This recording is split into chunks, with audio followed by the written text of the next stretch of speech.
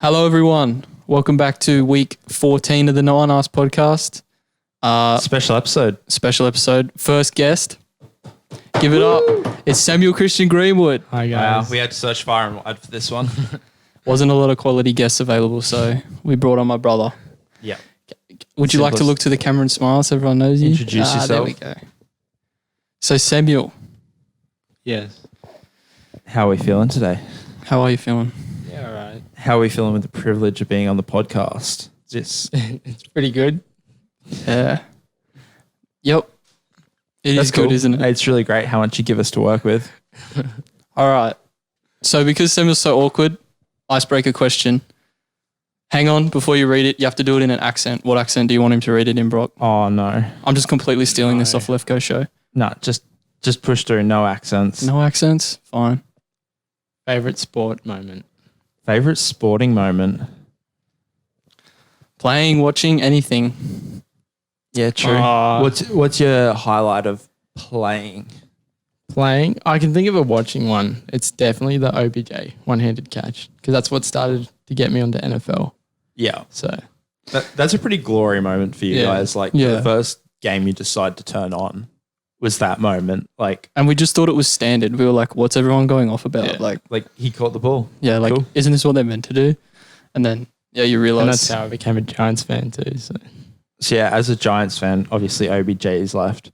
We all in coherence and agreement that OBJ's nothing without that catch. Potentially. He's probably like a slot receiver somewhere chilling right now. But Potentially. I beg to differ, but okay. all right. Brock, And knockout. was there a playing moment that highlighted for you? Not really.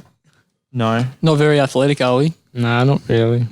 Not like Ethan dropping a ball over the line when he wanted to go for his first try. Let's In go. seconds rugby, I think it was. Yeah, seconds rugby. My try drought still exists 5 years. Ooh, this is an interesting question. Would you rather win a Rugby World Cup or a Super Bowl? For me, it's Rugby World Cup easy. I feel like for all of us, it's probably a World Cup.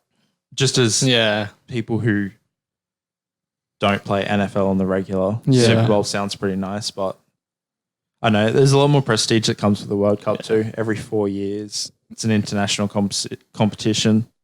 And it's a chance to save Australian rugby, which is dying. But Just you win a Super Bowl, you get so many opportunities.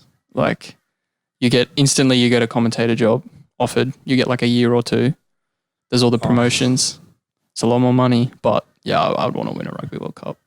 I feel like there's just so much more and so much pride that comes with it when, it's nice to have rings on your finger, but I think it's harder to win a World Cup at the end of the day, and there's so Yeah. many more limited opportunities. Like if you're a great player, like in any sport, you can switch teams or whatever, like potentially just go to, Yeah, exactly. what could have been, let's say, just with Antonio Brown, like he could have went to the Patriots and just won an easy Super Bowl Yeah, exactly. because he can switch teams where you can't Yeah. switch. Oh, you usually don't switch your nationality and Yeah, that is true.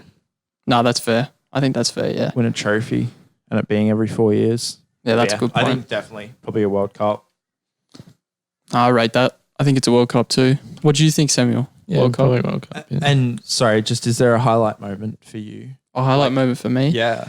Playing, I'd have to say I was playing seconds, had the ball on the 22 metre line, gave this guy a big fat goosey. Gap opens up like the Red Sea. I'm running. I go over the try line. Shawnee says, go under the post. I turn under the post. Bam. Big St. Paul's bullfed knocks the ball out of my hands. So that's got to be the playing moment highlight. That's the best thing to do to other people. Yeah. Knock it out when they're confident, and the whole team's just like, what? Yeah. It wasn't too fun for me though.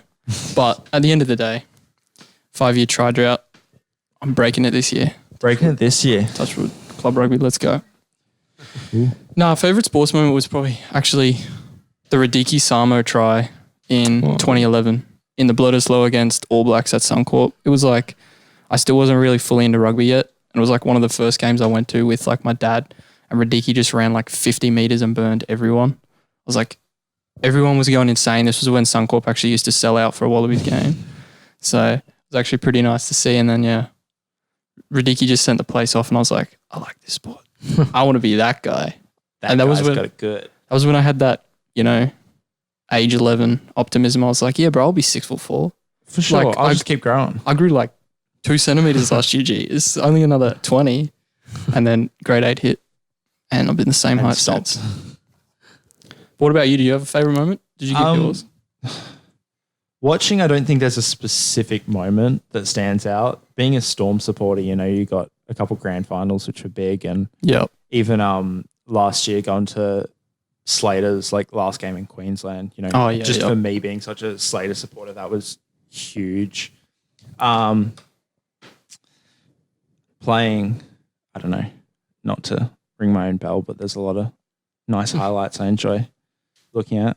Even at Canterbury, when there was the Ormiston game that was recorded and they had it up on their weekly review, and it was just me snapping a guy in half and then saving a try. Things like that were pretty good. And then winning a state championships was nice. So yeah, that's dope. Some of those TAS schools were so stupid. They post highlights of other schools, and then the other schools, with the St. Paul shit for the final, when they posted the photos of our tries, and then we all went on it and shared it, and then they were like, let's delete it. We only scored. So stupid. All right. Because they had photos of them dropping the ball over the line, which was one of the biggest calls in the game. And then they're like, oh crap. Never mind, we'll delete that. Yep. Continue on. Bit of a chill one. Least favourite food. What's that look for? You didn't help me make these. I said, Samuel, can you help me make some icebreakers? He said, nah, I'm going to bed. You can't laugh at my questions, so you can be the first one to answer. Least favourite food. No. I don't know. You got to have one. Just pavlova. Anything. Pavlova. Imagine not liking pavlova. I hate pavlova, bro. Really? I dislike it so much. Good Australian dish, and it's not for you. Not Australian for me. No thanks, I'll pass. It's Kiwi to me. That's why I don't like it. Anything Kiwi, it's not for me. Not for me. No, my least favourite food. I don't know. I feel like there's a lot of foods personally I don't enjoy, but there's nothing that stands out as the highlight worst. I guess fair. I don't know. There's things like green beans. I'm like, yeah, no, would rather not. But there's nothing I'd die over. I don't think. I'll change it on the fly. Least favourite dessert. Least favourite dessert. That's even harder. All right, least dessert. The healthiest one. It's just a snack then. Yeah, right. Damn. No. Well, that what question about most bombed. favourite? Most favourite food? Shit. I'm definitely a fettuccine carbonara. Oh. Good pasta dish. Yeah, I'm the same. I'm probably a 500 gram ramp at the local with a skewy. At the LV pub. Nah, probably. I don't even know. I like a lot of food. Oh, there's plenty to like. Yeah. But I don't know. There's just something about a good pasta dish that does it for me, I think. Yeah, carbonara is pretty good. When it's good. Yeah. When it's on, it's on. It can be bad. Yeah, they can be dreadful. Good. I know there's something with me. I can't help it. Every time I go to a pub, pretty much order one just to see how it is, and it always comes out disappointing. Yeah. It's disappointing. I can relate. Oh, wait, your question. Are we doing another round? Yeah, there's four questions. There's more to ask, so there's more to tell. What are your favourite sports teams and why? I put this one in here just because I want to know, why are you a fan of the Knicks and the Giants? So, obviously, I've said the Giants one because OBJ one-handed catch. For the Knicks, it was, I was actually playing 2K and I was playing with the Knicks and they had Melo and J.R. Smith. And I fell in love with J.R. Smith and Melo, and that's why I'm a Knicks supporter. Oof. Wow, that's a tough call to make. Yeah. And then for Melbourne Rebels, James O'Connor actually, when he went down there, I followed him from the Reds. So, good stuff. And then, it's basically So, are we pretty much all player supporters? Yeah. We support a player. Yeah. That's it, really.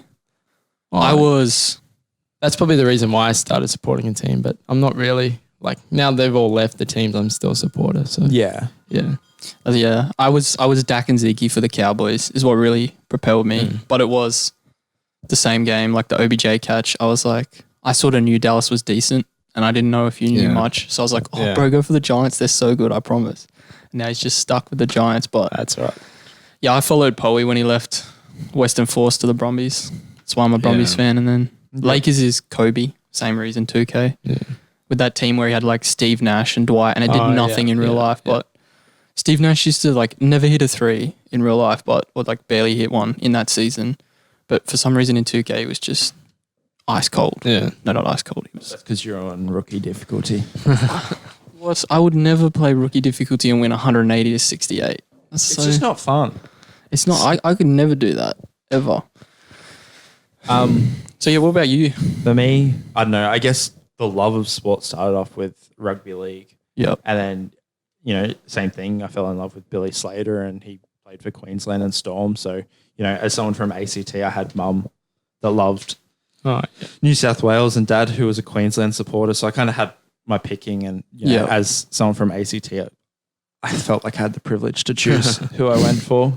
But yeah, I just followed Billy Slater there and now stuck with Storm despite his retirement. Stuck with the Storm. What a load of shit. I'm just stuck with the Storm. I had to stick it out for years and years. I've had to stick it out for 2 premierships, 3 grand finals. It's tough. And then, I don't know, other sports, I pretty much go for Pittsburgh in everything American related. Yeah. So I pretty much don't have a basketball team because I just can't decide one. There's no Pittsburgh team. Go the Knicks. But baseball, hockey, NFL, I all go for Pittsburgh just because when I went over there, I don't know, I was wearing a Pittsburgh Pirates hat. Just I thought it looked cool. Was wearing that. And the amount of people that came up to me that were asking me about, if I was from Pittsburgh and ended up, obviously saying I was from Australia and, just having conversations with them. I fell in love with the people from Pittsburgh. So it just made me follow Pittsburgh and everything. No, that's dope, man. That's sick. That's so much better than I was playing 2K. And then I don't know. I feel like I don't necessarily support anyone specific in the Super Rugby. Yeah, like we've had this conversation many times. It's like my favorite player is Hooper. Yeah, but I come from ACT. Yeah, but I kind of support Reds because they're the local team. Yeah, exactly. So I'd probably say I support Reds over anything just because they're local. But I just want Australia to win at the end of the day. Yeah, it's a bit. It's looking hard. I don't know. One more question, and then we'll get into the union talk. If you could delete one sport from Earth, what would it be? AFL. Straight off the bat. I don't know. AFL, one sport for sure, man. You know how much money we could make in Melbourne as rugby union if the AFL didn't exist? No, but AFL's not that bad. Yeah, no, I'm probably on the same page. Yeah. I don't hate AFL. But I just don't watch it. I don't necessarily like it, but they have a good system, like with their draft system or whatever, like I can get on board with that. And it's a completely different game to anything else. So, all right. I thought we were going to slander AFL, but not today. Obviously not today. We'll have some nice things to say about them occasionally. Not very often though. Yeah. But is there any sport that... I don't know. Probably golf. Bit of golf. I feel like... Okay, golf's fun though. No, I agree, but I kind of am on board with, those sports that you kind of don't consider sports. Yeah. Like, there's things like darts and table tennis. It's kind of like, is it really a sport? Yeah. Darts is fun to watch though. Hey. Yeah, it was. We were watching the darts yesterday and there was this dude, I thought it was like an effect of him running through the speaker in the background. Like, how people sound funny when like, they're recording something and there's someone speaking in the background. Yeah. It was just this dude's voice. He was like, and that's the 279. He sounded ridiculous, but darts would be fun to attend. Just sit there. Yeah, just watch drink. I feel like you couldn't delete darts or anything though, because like that's like that one thing that like, I don't know, you get smashed at a pub or you get smashed somewhere overseas and you just like Las Vegas dart championships are on. Let's go watch that because we don't have that in Australia. I feel like my problem isn't with like any of those sports I listed with them itself. It's just like are they the really fact sports? that they're classified as sports. Yep. But at the end of the day, pretty much anything can be a sport because I think the definition of a sport is like anything you compete in. Yeah. Oh, I'd probably delete running. With a set of rules. Yeah, like I'd cross delete country. running. Yeah, fuck cross country, bro. I'm Who cool with runs? sprints, but like marathons can't deal with. Yeah. Yeah, sprints is exciting, but it's like old mate just ran 100 Ks in 2 hours. This is I don't even know where I heard about this, but it was so long ago. They were kind of just like a sport should be something you can do at an elite level. So something like swimming, anyone can swim. Like, how's that a sport? Like, Yeah. there's nothing special to it. I can jump in a pool and go for a swim and swim for 50 meters if I want. Yeah, exactly. Athletics is such a, I don't know. I feel like when you're into contact sports, you look at athletics like, I don't know, down a bit, if you know what I mean? Because it's like, oh, shot pit. That's I know. It's exhilarating. I'm sorry if Throwing Sung that is listening or far. anyone that does athletics, but like shot No, put, bro. I was a big fan. I feel like athletics is kind of like if you're good at it, you love it. Yeah. If my you're problem. not like But coming it does top take 3, skill. So Does it? it's very yeah, it does, specific yeah. what you have to take, like be good at. But I kind of agree. It's not necessarily skill, it's more talent. yeah, Like, it's it- mechanics. Like, yeah, it's pretty much if you can run fast, you're going to be good Yeah. at sprints. If you have high endurance, you're going to be able to run for. If you're strong, you're going to be able to throw far. There's 3 things I don't have. That's why I don't like athletics. Fair enough. So, yeah, we're now, well, that was fun. That was plenty of fun. We should just do that on the regular. We I should think we ask each should. other a question. Yeah. No one probably cares, but it was fun for us Yeah. anyway. I think it's a good little introduction. Didn't hear much from Samuel. So, Samuel, No, we're meant to learn about Samuel. yeah. So, what sport did you say you'd delete? You said golf, didn't you? Yeah. it's Good golf. All right. So, Samuel. Yeah. I brought you on this episode because you are the Kiwi rugby expert in the family. You watch a lot of it. So, Are you proud to be that? Yeah, I guess. I don't know. I just like watching NZ rugby. It's good to watch.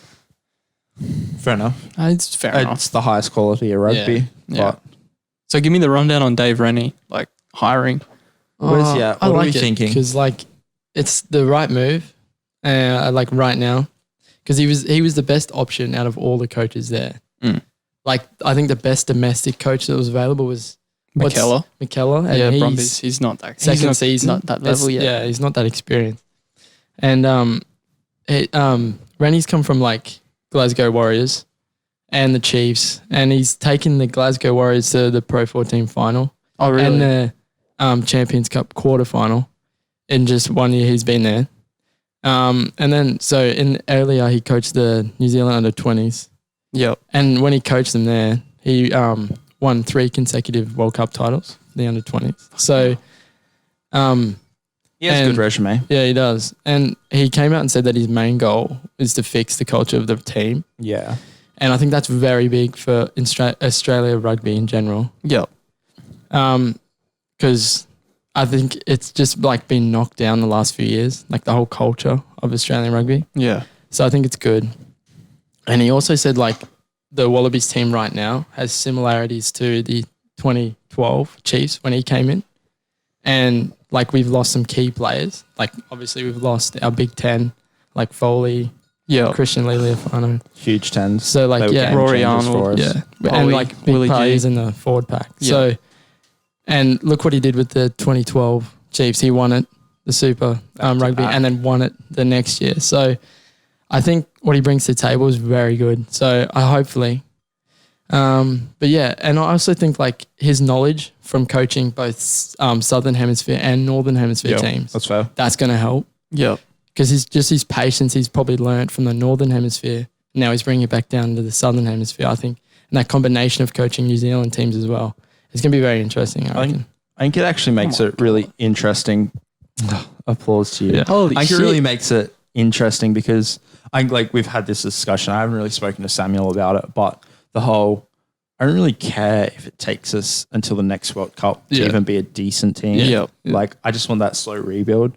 But he seems to add that immediate effect. Yeah. Like, you know, walked into the Chiefs after, you know, doing well with the New Zealand under 20s Yeah. and so on and so forth, but walked into there and became the first ever coach to win in your first season, win a Yep. Super Rugby championship and winning a back-to-back. And, and like we said, he has a great resume to go off now. But we can actually be excited to see an immediate change and one for the positive, hopefully, despite a big change in personnel. Yeah. Yeah, I think that's the biggest thing is like, I think it's someone coming in that actually knows what he's doing.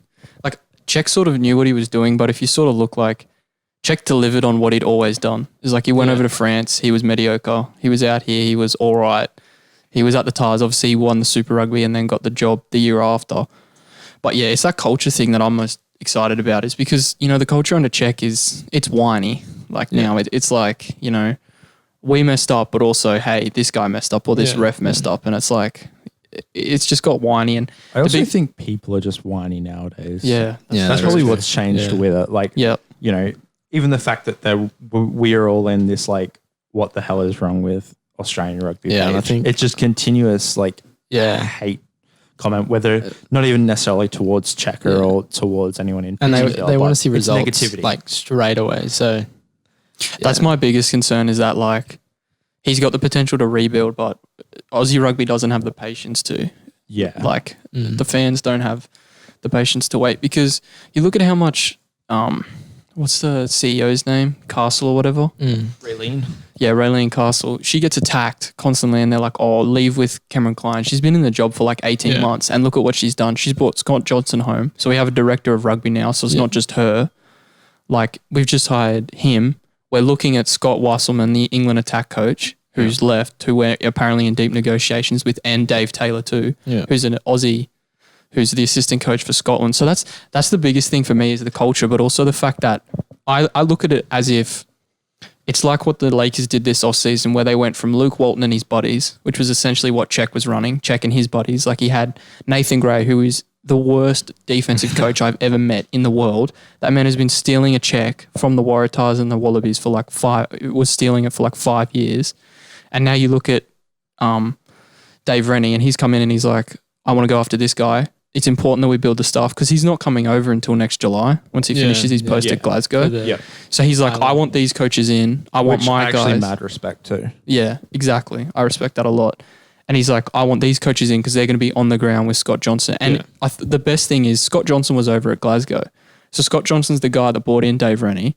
And Scott Johnson also has connections to the Scottish assistant coach right now. And he's good mates with Wesselman. Apparently they grew up together or something. So it puts us in a great position to, fill out the staff with great things. It's just that. And I think the best thing about the coach being Kiwi is that the Kiwis actually self-scout. Like the one thing that always pissed me off with Cheika was we do the same thing over and over again and it would never work. There's no self-scouting. Yeah. Like Renee's going to go like, look, we fucked up here. Let's fix it and actually make progress on that. And that's but the biggest concern for me obviously is the players that we've lost. A lot of locks and a lot of number 10s and particularly in the Super Rugby squads. That's the biggest thing is there's a lot of fringe players. If you look, we have a few like good youth coming through, like locks, like that Nick Frost. Have you guys heard of him? Yeah, the Brumbies guy from Crusaders. We've got also that other Brumbies guy from Noddy. What's his name? The number 10. Yeah. Or Razan Pasadio or whatever. I don't know how to say his name. Yeah. Sorry if you're listening. Yeah, we still got youth coming through. But But my biggest concern though is like Aussies and the Aussie squad the past couple of years has seemed to be it's whoever's in form performs well and we need form in the Super Rugby and that's my biggest concern is that teams have lost a lot of locks and number 10s and that's been like the two most important positions in Aussie rugby for succeeding Super Rugby teams. Because you look at the Rebels last year, like, when your locks sort of stopped performing and Quaid and Genia went to shit, your team went downhill straight away and you still had that firepower around. So I think that's the biggest thing is just getting in, figuring out who our locks and 10s are. But obviously changing the culture and bringing in coaches is going to be insane. Yeah, you nailed it, man. You nailed it with Rennie. Killed it. But was there anything else you wanted to add on that, Brock? Or nothing in particular, just overall pretty excited for it. And like you said on your first point that it was immediately he wanted to come in and change the culture and whether that is going to turn into like a Kiwi culture, who knows?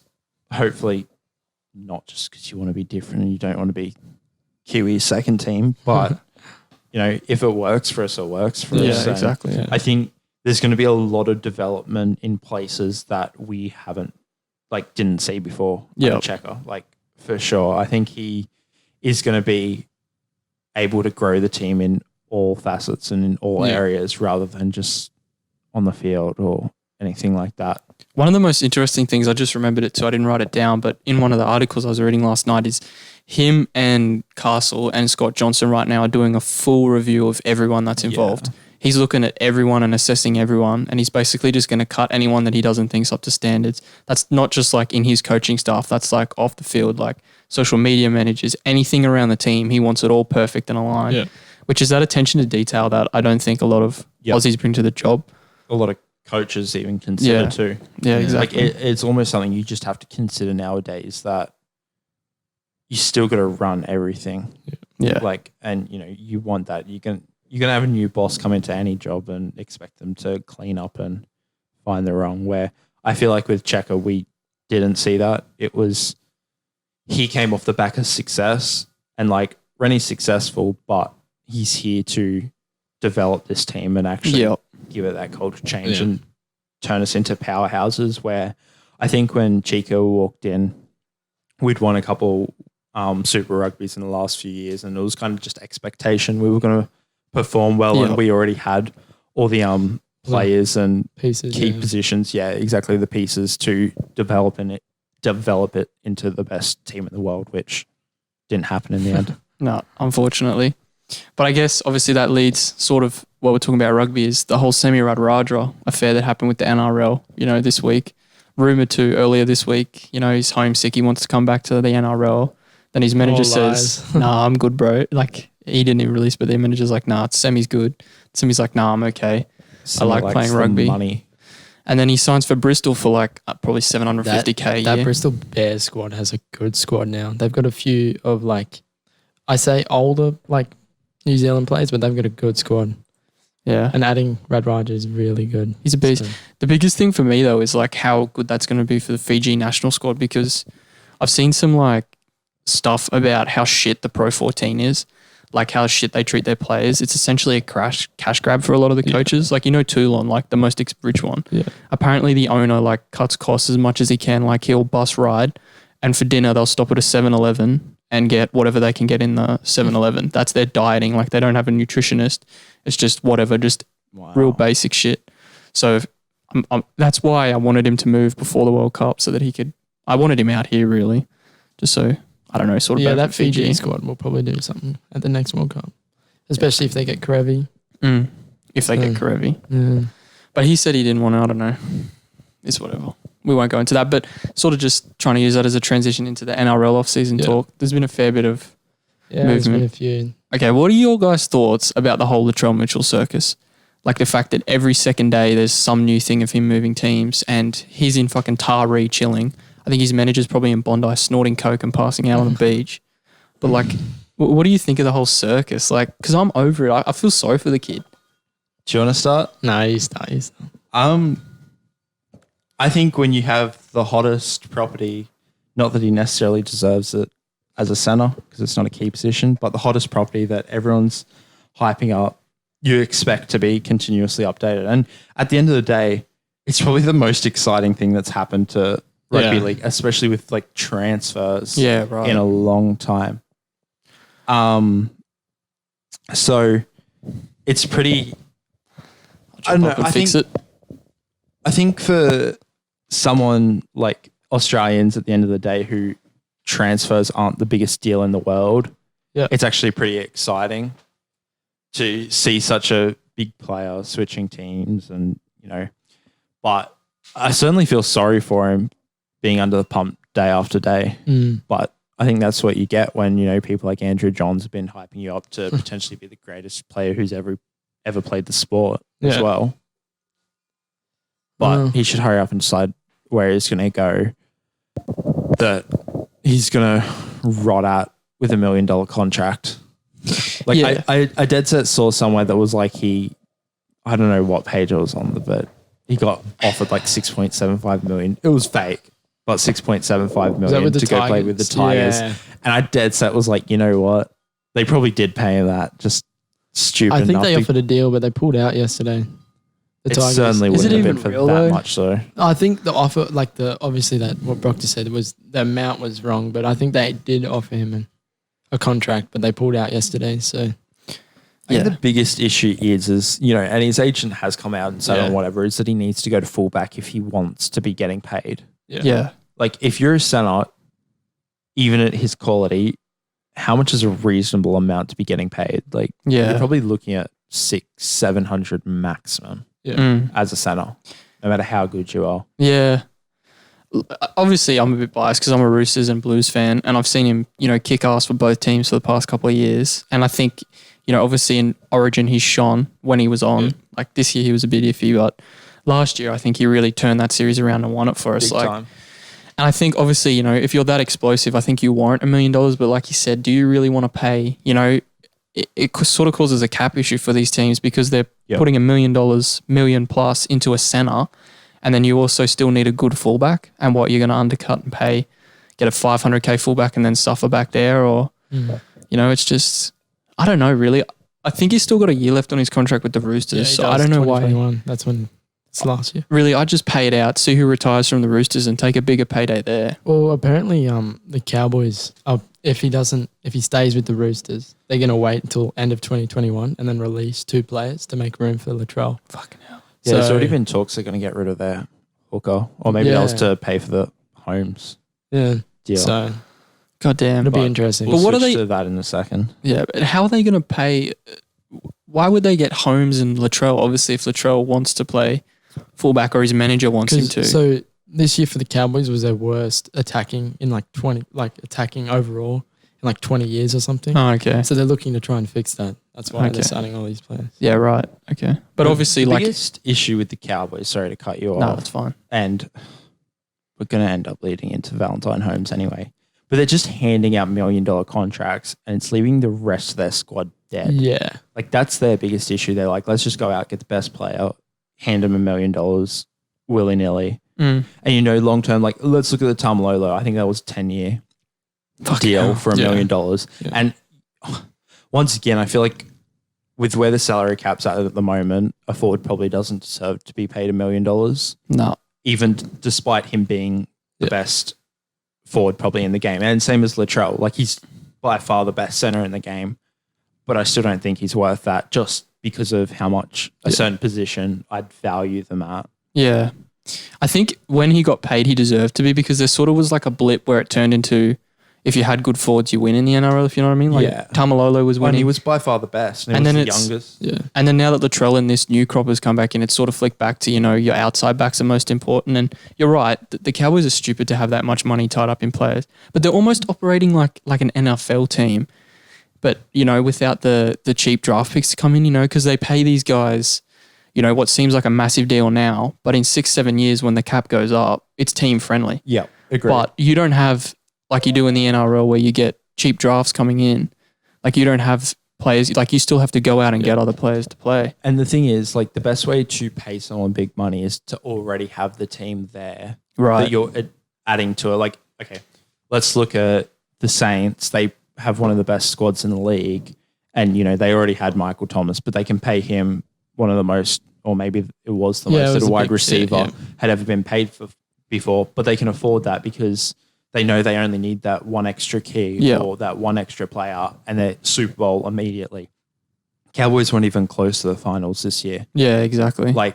I think someone like Holmes can definitely bring them to that, but getting these individual players doesn't turn you into I think that's what they're trying to do team. because they're bringing in these players because they've already got Michael Morgan and stuff, and they've got the young fullback. So Scott Drinkwater, he came from the Storm, but so now they've brought in Holmes. He might have to move to the halves, and I think he can work with Morgan because he Holmes in the halves. No, Drinkwater. Okay, sorry. Because I think he can work with Morgan really well. So I think if that works out, that's their spine really good. Yeah. So bringing in Latrell obviously next year and then Holmes, I think could work. But then they still got an aging forward pack. Yeah, that's right. Yeah. So it's rough, eh? And even just to make a NRL comparison to what you're saying about the Saints before, you look at the Raiders, they sort of have built their spine, and it's just team-friendly, cheap deals. And, you know, if you're not going to work, we'll just bring in an Englishman. Like, in a way, like, who was it they released? Caesar or whatever, and they bringing in Jay Williams. I like that. I do too. Yeah. I think it's a good move, but obviously, do we want to get onto Val Holmes, or do we want to talk about some other NRL stuff? Oh, well, did you guys hear about the Josh Ado-Carr thing yesterday? I did hear about I that. just saw a headline but didn't read it. Yeah, so apparently He's Tigers homesick. contacted Josh Ado-Carr's management about a return, which would be interesting for the Tigers, but I don't think it would happen, because for that to happen, the Storm would have to release him from the 2-year left in his contract, and them already losing Croft and now Curtis Scott. I don't think it'll happen. I don't think they'll release Ado-Carr. I feel like kind of what we've just been saying, why would you send a winger to a team that can't make the... Actually, they weren't too bad this year. They brought some old heads back in, like Robbie Farah and Benji Marshall, and definitely brought them up. Yeah. But you end up getting stuck on the wing, and what can you do on the wing when you don't have anyone to pass you the ball? Right. I feel like one of the things, though, maybe what these teams aren't really looking at in foresight is if they go to the top 2 or 3, right? You look at like South or like, and the Storm and the Roosters and even the Raiders too. There's so many good players tied up in those teams. But if you go and steal them, you know, it sort of evens out the comp. Like, I feel like the NRL is very top heavy right now. And I think that's sort of what makes it easier for these teams to push for finals when they don't really have, like, you know, you look at the Broncos squad and compare it to the Raiders and say, hey, these teams both made finals. Like, you don't think the Broncos squads deserve to make finals. And I know they just scraped in. But does that make sense? The point I'm trying to get at is like... I think the entire, like, every team is... You've got like the top 4 by a mile, and after that, everyone's actually relatively even. Yeah, that's what I mean. And that's why even like Broncos, I'm pretty sure they lost more than they won, but still made it to the finals. Yeah. Jesus Christ. Like, that's just stupid. Like, Yeah. I don't know. And in all honesty, maybe we should go to a competition that there's only 6 in the top 4, and we play like the NFL. Yeah. Just because when you have half the competition making the finals, there's a big difference between the top and the bottom. Yeah. But yeah, this year, like, everyone was just very even. Anyone could really beat anyone, to be realistic. And it just left everyone with like these scores that, like, I mean, like records that were, you know, not what we'd seen before. Normally there's someone who goes like, and like loses all their games pretty much, maybe wins 1 or 2, where I think even bottom of the table won like 4 or 5. Yeah. It was ridiculous. It's kind of like we're really top heavy, like we've always been, but we're not like bottom heavy. Yeah. If that makes sense. Yeah, I get what you mean. And that's sort of the point I was getting at is like, besides the top 4, it's so close. And these teams going to the top 4 and stealing one of their players, they're like, oh, wow, now we've got an edge. But really what you're doing is just evening out the competition even more. And like, does adding Josh Ado-Carr to the Tigers elevate them any higher? It elevates them higher than like, you know what I mean? Like higher than the comp they're competing at right now. But also the Storm losing all their players drops them back down. If you get what I mean. Like in terms of squad strength. So just, you know, you get a player and you feel more competitive, but you've just also weakened the Storm up to be in the sort of level that and obviously that's a bit of a hot take. I don't think that's completely correct with the Storm, but that's sort of the example I'm trying to make is like, you know, just build a team and trust it. I don't know. It is hard though. And I feel like half of these teams are sort of cursed by their location. Like, who wants to move to the Gold Coast when the only big marquee players that have moved to the Gold Coast in the past 10 years have failed? The biggest issue with the Gold Coast, for one, who wouldn't want to move to the Gold Coast? Yeah, true. That's a great thing. But it's kind of like so many things have fallen through. Like, and I know if we've said this on the podcast, we probably have. But if we go back, you know, 6 years ago or whenever it was, and Daly Cherry Evans signs for the Gold Coast, Jared Hayne goes to the Gold Coast and works out. Yep. You currently have Ash Taylor, who a lot of people say was really bad this year, but has been carrying that team for many years previously, and I still think is one of the most underrated players in the league. Yep. You would have a halves of Ash Taylor and Daly Cherry Evans, a fullback of Jared Hayne, and, you know, whoever else they've had through the last few years. Like, I can't remember his name off the top of my head, but their hooker who was playing for Pete, yeah. Who's great as well. You have one of the best spines in the entire league, and you just develop around that. You actually start to draw in some of that talent. Like, they could potentially be looking at Latrell now or Ado-Carr if these are people we think are going to leave. They could actually be looking at these guys and have one of the best teams in the league. Well, speaking about the Gold Coast talent, apparently South offered Jai Arrow, Jai Arrow? Yep. A multi-million-dollar contract. Yep. What is recently with these Sydney teams overpaying for forwards? Oh, so for South, the reason is because we've both lost Burgess and Sutton. So that's a huge hole in our forwards. But like in the same regard, the Sydney teams can sort of afford to, because South and the Roosters have like sort of been mainstays in the top 6 at least the past 4 or 5 years. And it's like, if you fail, that's all right. Everyone wants to come to South Sydney, or everyone wants to come to the Roosters. Yeah. And it's even the same with the Storm in a way. I'm surprised they're losing as many players as they are, really.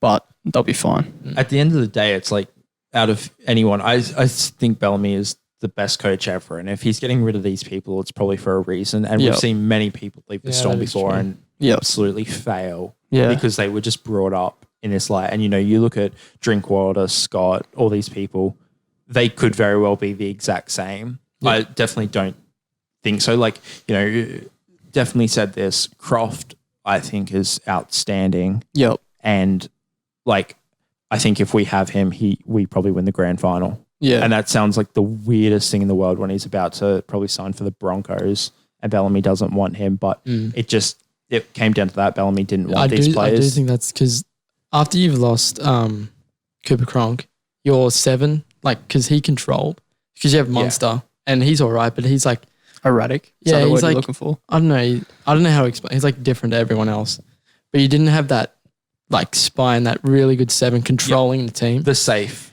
And player. Like, what's his name? Hughes. What's his first name? Yeah, Jerome Hughes. Yeah. Oh, the cheese. He's done all right. But no, he hasn't. He's terrible. Yeah. He's blatantly a fullback. He should not be playing in the halves. Yeah. Okay, so like the way I see it, let's go even back to Broncos when they had Milford and Hunt. You have Hunt that's a safe, nice halfback that can kick the ball, do brilliant, where you have Milford who can run. Yeah, run. Yeah. Munster can do both roles, but is better when he's running. Yeah. So you just need that safe player.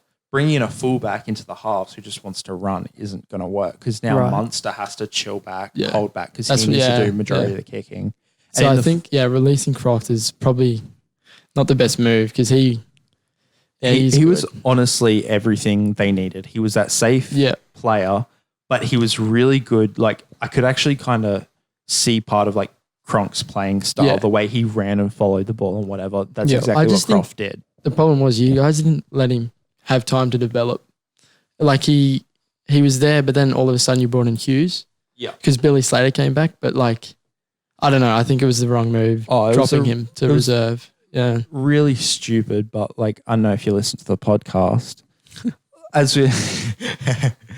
we've like I've said, I just don't think Bellamy liked him. I know whether it was his work ethic or what it was. Bellamy just definitely didn't like him, because we looked 10 times better when he was on the field.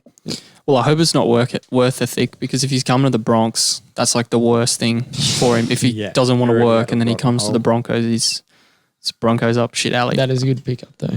It is a good pickup. Croft and Milford would be one of the most underrated halving. They're going to be interesting next season, yeah. I think they have way too many holes still.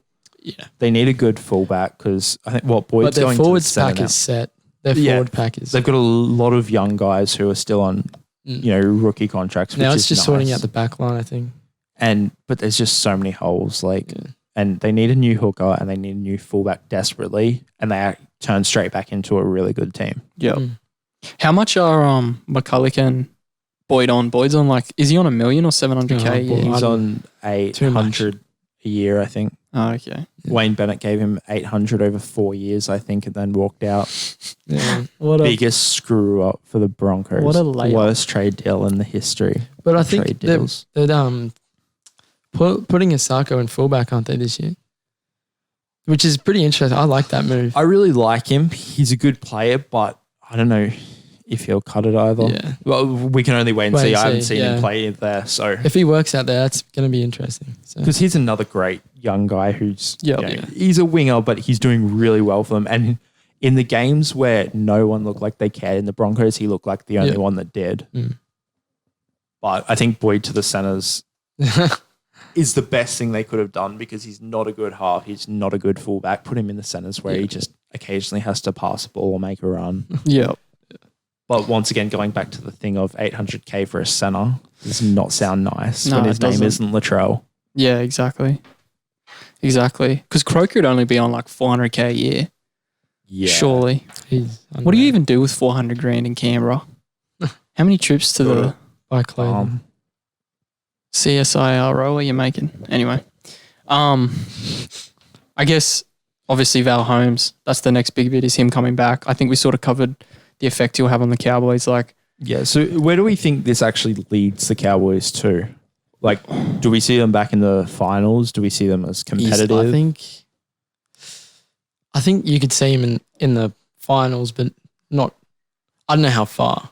What if because I really don't know. I don't have enough league knowledge to know. But you know how Jared Hayne come back like massive or like a lot bigger than what he left.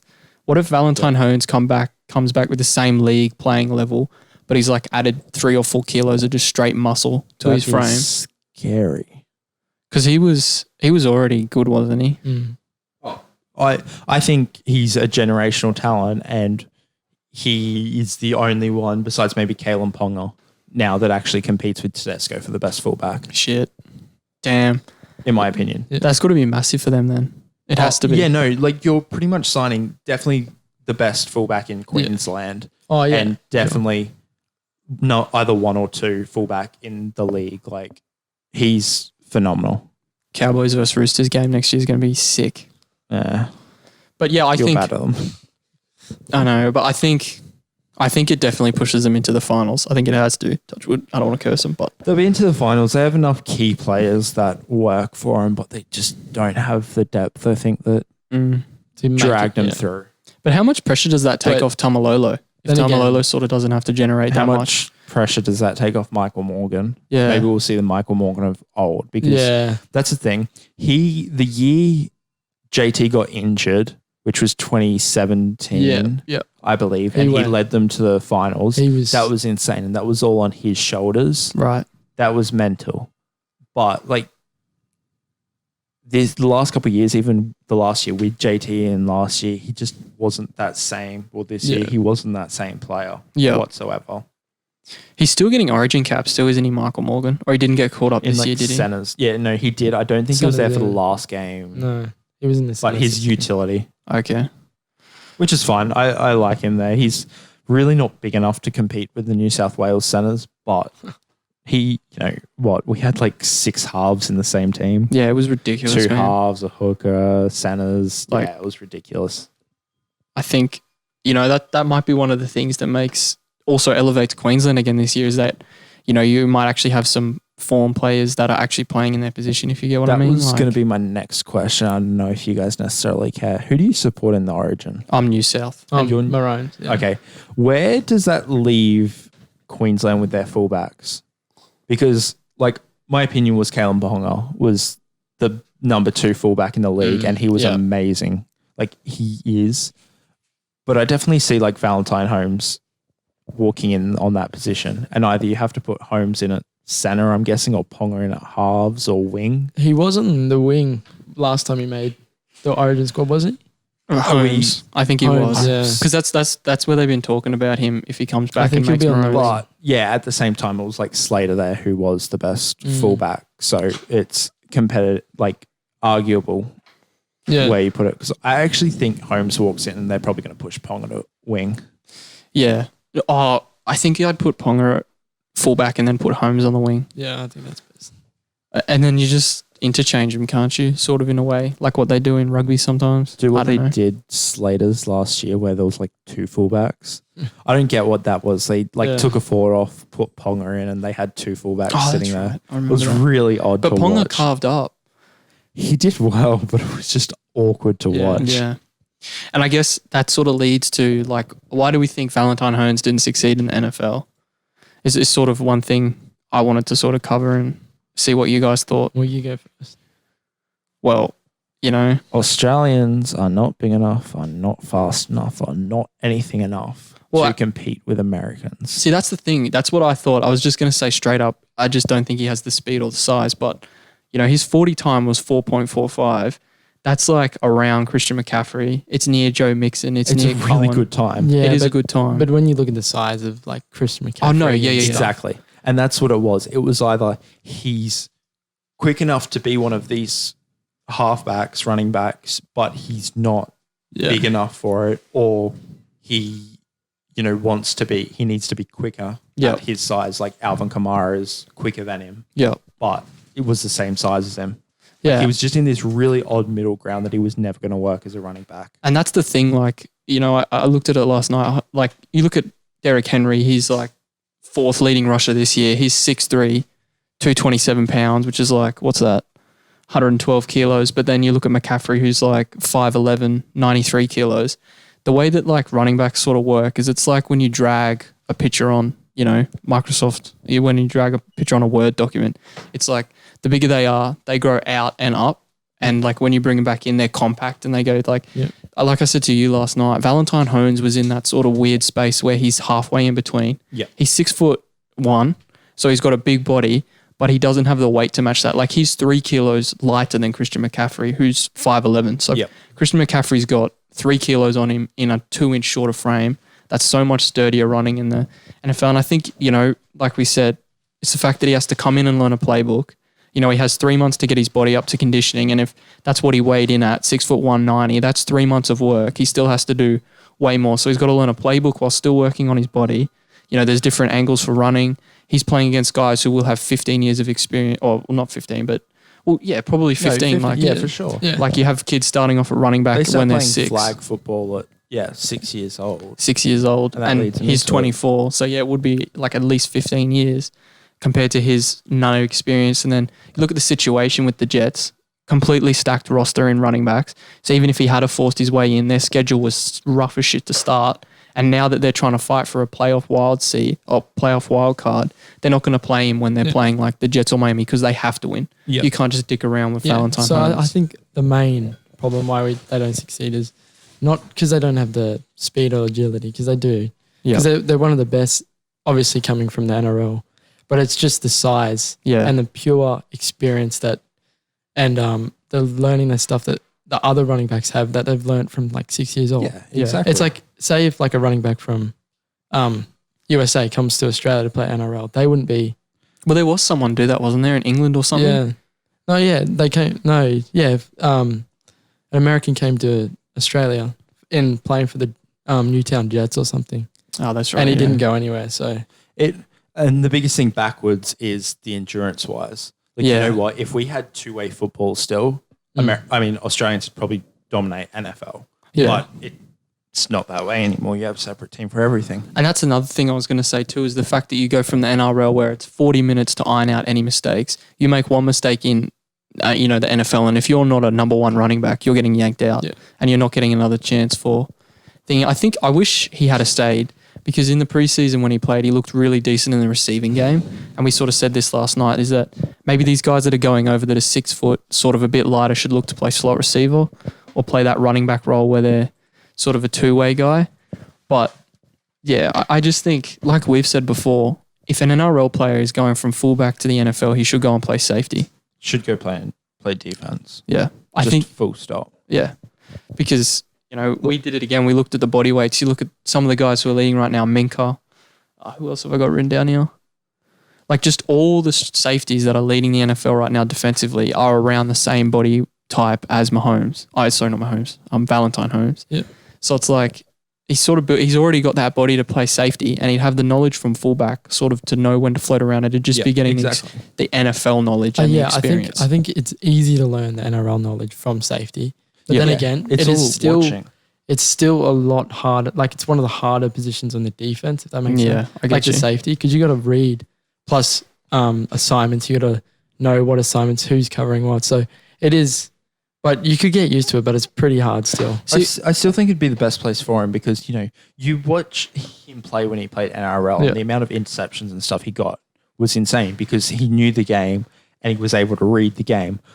I think if he had stayed there, it would have only been a year or two, and he would have been able to pick up everything that, not everything, obviously, but pick up how to actually read a game and he would have been perfect for it because he's really good when it's floating around, watching, and then capitalizing on a position. Obviously, there's a lot of places to be at safety. Yep. And not many people can do it. And, you look at Minker and it's insane how he can always be in the right place at the right time. Yep. But I definitely think there's growth there. And if not, if you wanted to just go man-to-man, like him at corner, I think is still a good option, a better option than running back. But I don't know if he cuts it there either, in all honesty.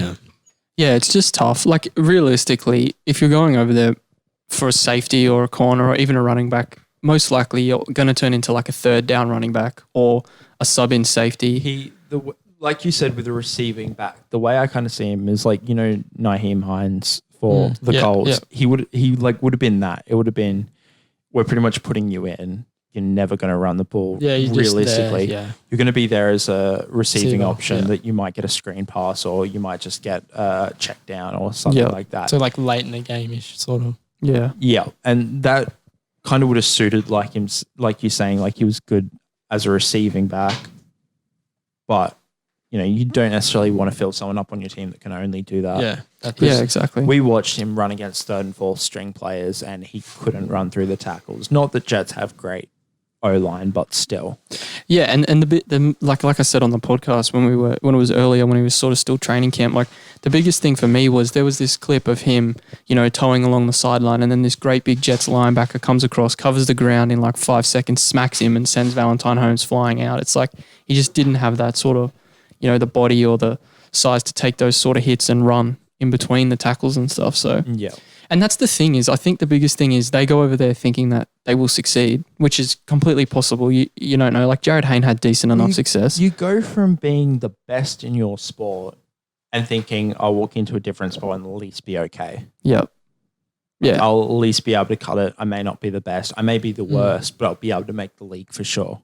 And okay. It just makes sense in your head. Yeah. And okay in the NFL really for the position that he was looking at would have been that third down running back, that Nyheim Hines, that sort of level. And then you obviously you get over there, you realize like, why would I want to do this when I can go home and earn the same amount of money or nearly the same amount of money and be the best player in my sport and just be a legend over there? And I think that's why he come back. Do you think anyone will do it now? Do you think anyone will do the transition? I definitely think people will, but I think it's going to be looked down upon more and more, very heavily now. Like, now that I think they'll look at different positions now, because now that two of because they left Valentine and Jared Hayne, they left it when they were really good. Yeah. And if they've gone both the running back and they couldn't succeed, I think if someone does do it, they'll have to try a different position. Well, there's a few people who are there. Like Philadelphia have the I think an offensive linesman or defensive Jordan linesman that's there, and he hasn't quite pushed into the first team, but I'm pretty sure he's a second. Yeah, he's a backup. Yeah. He's a backup option. Like he's in a good position to continue on. And half the punters and kickers in the league are all Australian pretty much at this point. Yeah. That's one of the things I want them to do, just so it's obviously sidetrack, but they should bring a game to Australia. Oh, like a genuine NFL game, like an international game. Like I don't care where that was in Australia, I'd be traveling for it. Same. Like Sydney or Melbourne or like anywhere really. Like it makes sense. I think the fan base for NFL is growing out here clearly. And I don't know. Because us three have gotten on board. It's growing immensely. It's going up. Stonks is rising. Stonks. But I think obviously it'd have to be the Seahawks, but they never ever travel international, do they? Why Seahawks? Just because well, Dickerson. Dickerson's like the most well-known Steelers. Aussie punter. Do they have an Aussie punter? Yeah, Barry. We bring Steelers Seahawks down here. Yeah. That'd be sick. Oh, I'm down for that game. Mason Rudolph. Live in the flesh. Mason Rudolph is done. I'm like, we're not getting there yet, but pretty sure he's done. No, let's go there. Playing another game for Steelers. Let's go there. I don't have anything else to say on my Valentine Holmes. Really, I just think as a whole, whether it's league players or just Australians in general, need to just think about, one, how good they all are. Yep. But two, just be a bit more realistic. We've got camera problems again. But they need to just be a bit more open-minded to that it's not only running back or wide receiver positions. Like, they need to stop just diving in for glory positions because they're never going to get it. Just be a good squad member and become the best in that position instead of trying to go for the glory position that looks pretty on tape. Like, no one has the size, but go become the next, like, Luke Kuechly. Yeah. Well, I genuinely think, like, just Valentine Holmes or anyone, like, can you imagine Tamalolo at linebacker? That's what I was going to Just say. blitzing. Bro, that'd be sick. If you had a lot of our props. Latrell. Maybe. For where? I don't know. Linebacker, same sort of thing. I don't know. It'd be probably tiny be for a tight end. linebacker. Yeah, true. Tight end, probably. True. Did you say tight end for Latrell? Yeah. All tight ends are basketball players. Yeah, good point. I genuinely think, though, it's only a matter of time Minimum before. 6'6". Yeah. I think it's only a matter of time before the NRL takes off in the USA. I think it's NRL is Americanized union in a way. Like, the more I don't know if it was created that way, but the more you look at it, there's a certain limit of downs. Okay, yeah. You know, there's a certain goal that you get to, and, you know, you don't get there in the end 5 zone. tackles, you kick it away. Yeah. You know, it's like, and it's Use your downs, you kick it away. I like your thought pattern. It's purely athletic. It's purely athletic for the players. Yeah, like, how many times do you look and you go, this center's faster and bigger than the one I have now, let me bring him in. This wing is faster and better than this guy, let me bring him in. And then you add in coaches on top. You know, I think it's going to blow up, but it's just a matter of whether the Americans want it. Because that union, the MLL, whatever it is. MLR, yeah. Yeah. That's blowing up bigger than... Well, yeah, I know I'd say, but you also think about it. There's 330 million people in the US. Even if 1% likes NRL over there and 1% likes union, that's still like our population. That's not, that math doesn't check out, but... No, it does. Yeah, it does. It's more than our population. Our population's just under 30 million. Yeah. They're at 330. We got 33 million fans instantly. Like, can you imagine the US team? Like, you think about all those college athletes that play NRL, if like they knew there was a better pathway there, like playing in a World Cup against Great Britain or Australia or England. And that's the biggest thing. I think NRL will blow up on the world stage when someone proves that it's not just Australia and New Zealand are the top 2 teams and England wins every once in a while. That's the biggest issue, but I got massively sidetracked. Sorry for taking it there. Just another icebreaker question, just because I was curious after we started talking about positions. If you were to go play in the NFL, where would you want to play? I want to play wide receiver. I know I'm too short right now, but I'd want to be wide receiver. Yeah. It's my favorite sport. Obviously, I'm going quarterback, but that's never going to happen. Yeah.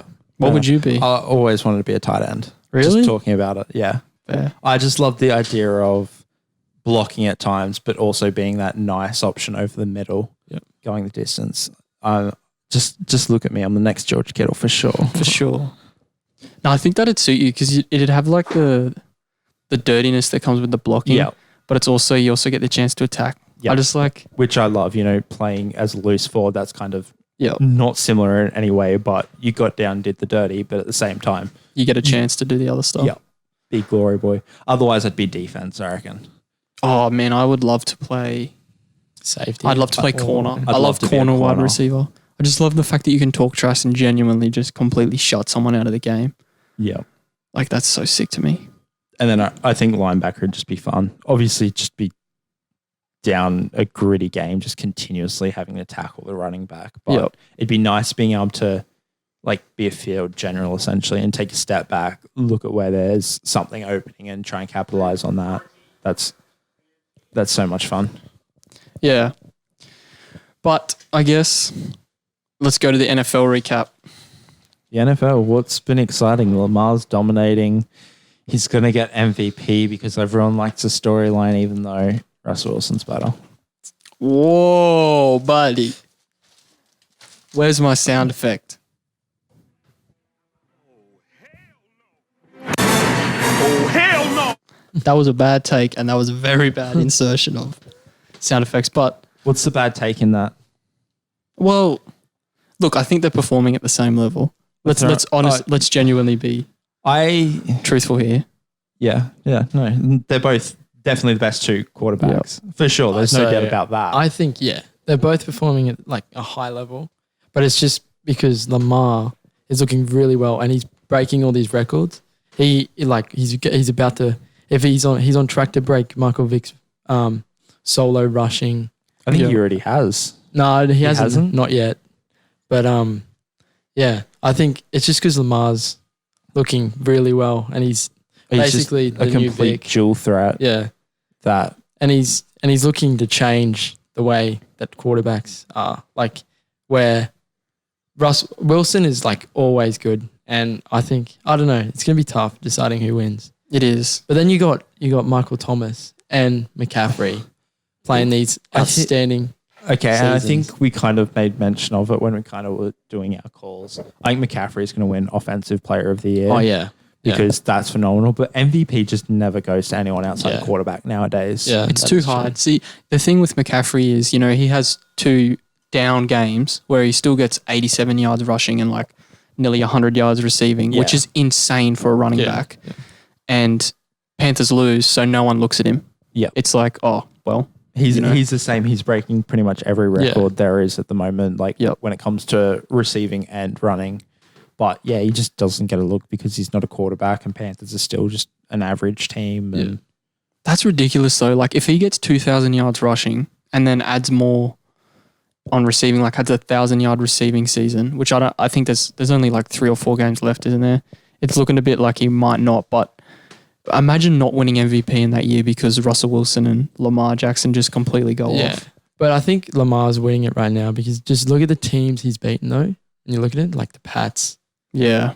the Rams. He made the Rams look silly when their defense was That's meant the to be biggest one of thing. the Court best. of public opinion. It's the court of public opinion. Like you said, I think it's just the public is like Yeah. and the public's Rams all for Super Bowl. Lamar, no doubt about it. Patriots. Yeah.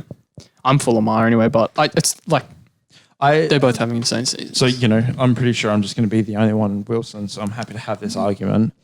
I just look at Lamar and what were his stats at one point in the game? I think he had some stat that he'd thrown the ball 6 times for 3 touchdowns. Yeah. I look at that and don't actually see a good quarterback whatsoever. He had gone, at the start of the game, he'd thrown the ball 3 times for 2 touchdowns. I'm pretty sure that continued. That's because they have such a good running game. I think a lot of his success comes down to coaching. I think you put him into a different team, he doesn't have that success. I put Wilson into any team, they automatically get better.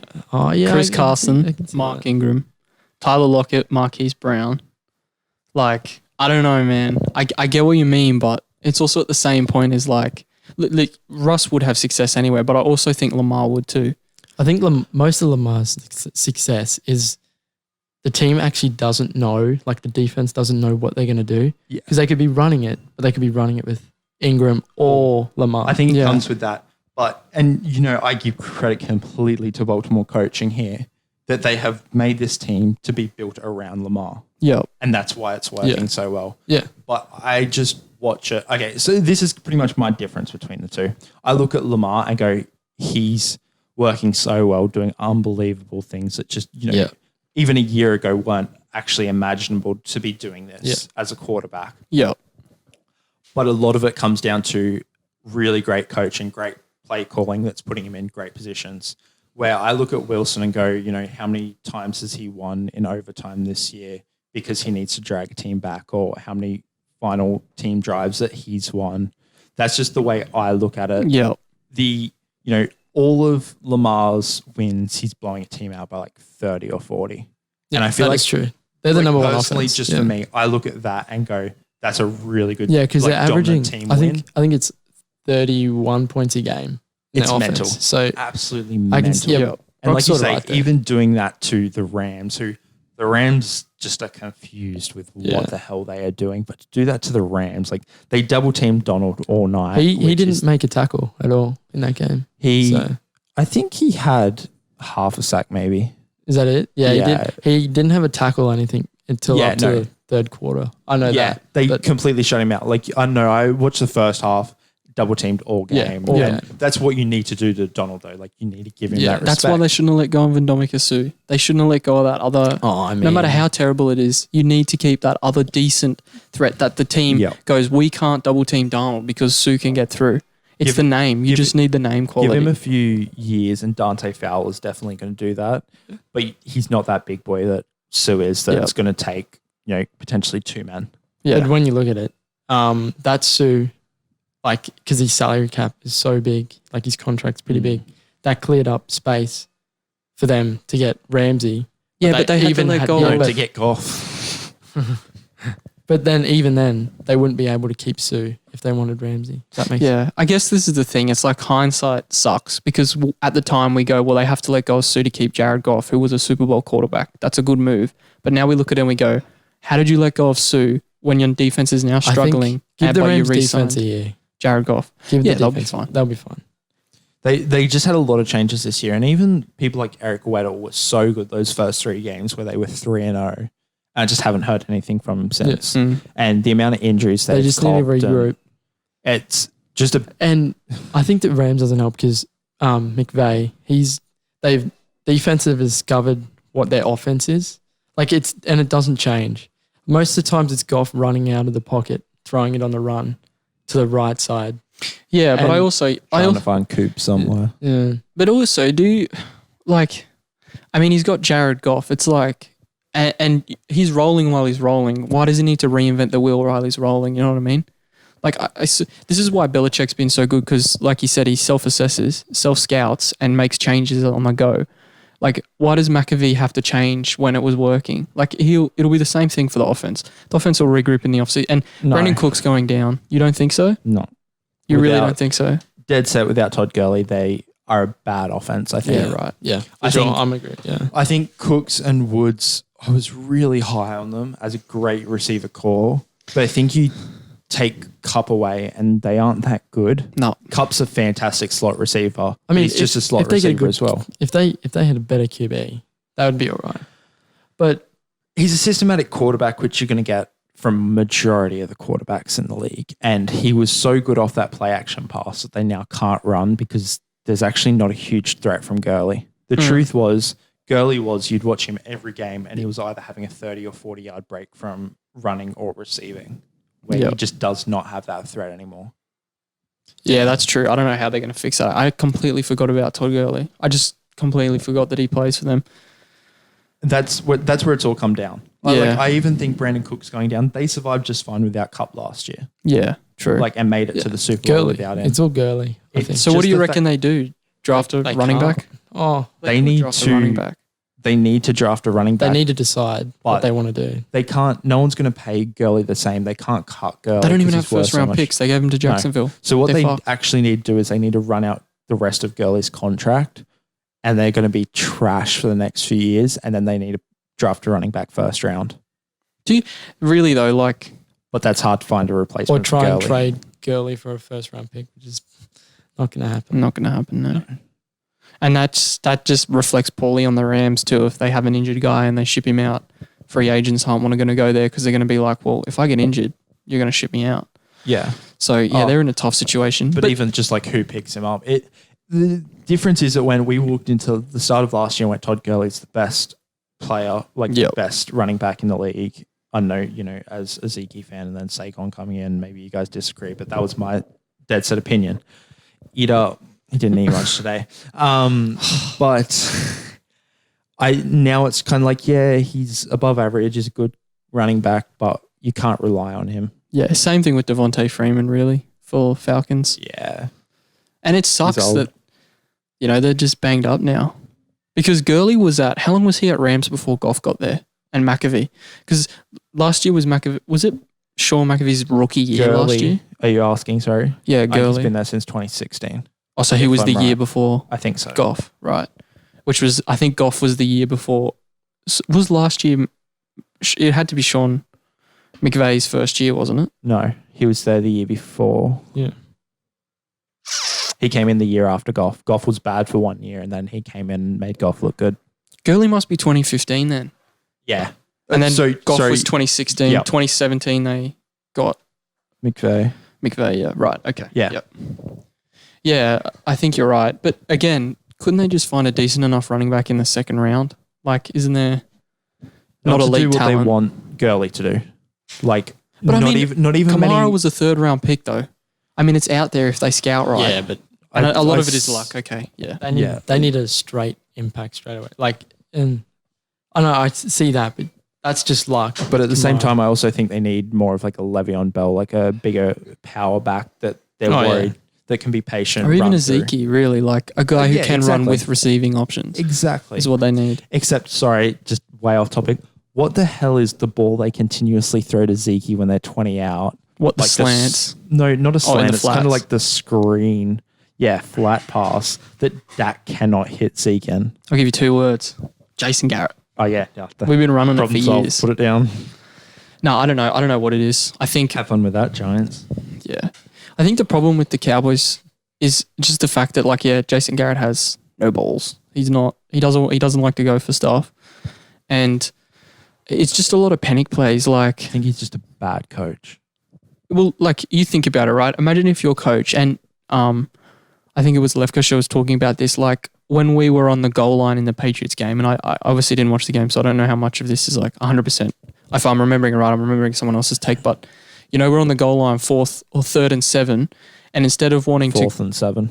4th and 7, yeah, but it was a 3rd and long, wasn't it, too, anyway? No, so it was you were 8 out, 4th and 7. Right, but what was the play before then? What was the 3rd down? Was it 3rd and long Yeah, too? no, it was 3rd and long too. Sorry. See, so that's the thing. Like Garret goes, we'll play so that we don't lose. We won't play to win, if you get what I mean. So they're 3rd and 7, and I guarantee it was what, a 1 yard rush to Zeke or something. I'm assuming it was an incomplete pass. Right. Okay. But yeah, it's just like They would have been going for the end zone, missed it, and stuck there. But yeah, sorry, I feel like you didn't kind of explain it my enough, bad. I guess. What you're trying to say is they should have gone for like a 3-yard, 4-yard pass, get close to the line, and then actually try and make impact because you're going for it on 4th. Exactly. Your 3rd down isn't important. You don't see it as a 3rd down. That's exactly because what I you've meant still to got say. to play after. I think the problem with the Cowboys right now is the routes you have your receivers running. Don't suit him. Amari Cooper is one of the best route runners, so he can run anything. But Cobb and Gallup, they're speeders, so you should just be running slants and Cooper running whatever he wants. Yeah. Because if you looked in the Bills game today, the only time you got your receivers were open and you made like 13, 11 yard gains was when they're on the slant. Yeah, when they could break use that defender. speed to, Yeah. because that's the thing that I want to give the Bills secondary praise for, because I actually haven't watched a lot of, but they're so good in closeouts. Like Gallup had 2-3 yards, so did Cobb in a couple of even Amari too, 2-3 yards on the Bills receiver, and somehow the Bills receiver blocks the pass. Yeah. And like Dak's throwing it, he wasn't throwing that well today, but he was throwing it near enough that it would be good enough against most other teams. Becomes like a 50-50. And the Bills defenders, even while getting burned most times, were still able to keep it close. But yeah, you're right. It's like, even then, we should just use Amari on the slants too, because that's when we ran him against Philly for like 180 yards and 2 TDs last year. All his long touchdown runs come off slants across the field, where he just goes and everyone's like, hang on, he's speeding. Is he my guy? Is he not? And then they're like, oh, I got to cover this guy, and they hesitate. And then, but yeah, Dak was very shocking today. But it's just Jason Garret. He goes, no, it's all right. We're 3rd and 8. If we don't get it, we'll punt.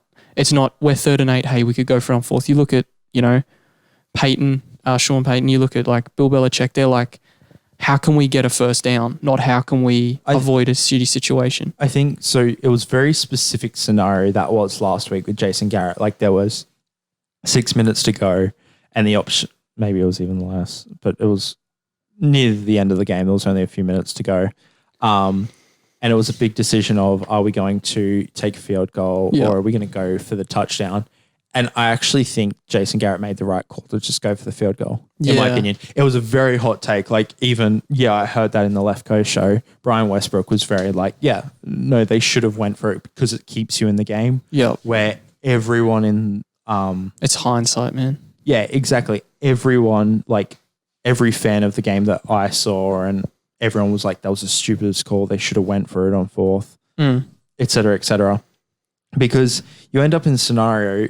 They were 7 points behind. It made it 9-13. They needed a shutout. Then they have another opportunity to go and score. But it was just the fact that Cowboys weren't playing that well. The weather was bad. Patriots are good. Everything. It didn't matter what happened. You needed to go down and get a field goal anyway. And I would have rather get the guaranteed 3 and then have to drive back down versus attempt to get the touchdown, and if you miss, you're just screwed out of the game from that point. Yeah, that's true. So I actually think he made the right call, but no one agreed with that take whatsoever. See, I can sort of agree with both sides. As a Dallas fan, I would have wanted them to go for the win because our defense has been terrible all year. And I think obviously Garret went for the kick because it puts our defense in a better position. Like they don't have to stop them. You know what I mean? Like they can sort of let a field goal go and then it's just another touchdown. Yeah. But also it's like, I think we should be attacking every time because our defense hasn't stopped shit this year. DeMarcus Lawrence looks like half the player he was last year. He's got some injury going on because some games he looks fantastic and then This is he just like, This is what I hate about the NFL is that it's, oh, you're available for next week. It's not get fit and come back whenever. Like I could take it if I knew that Amari had to sit out for 2 weeks to get 100% back. I could take it if I knew we had 3 losses on the board because Jalen Smith, Leighton Vander Esch, like DeMarcus Lawrence had to sit out for 3 or 4 games. I could accept that.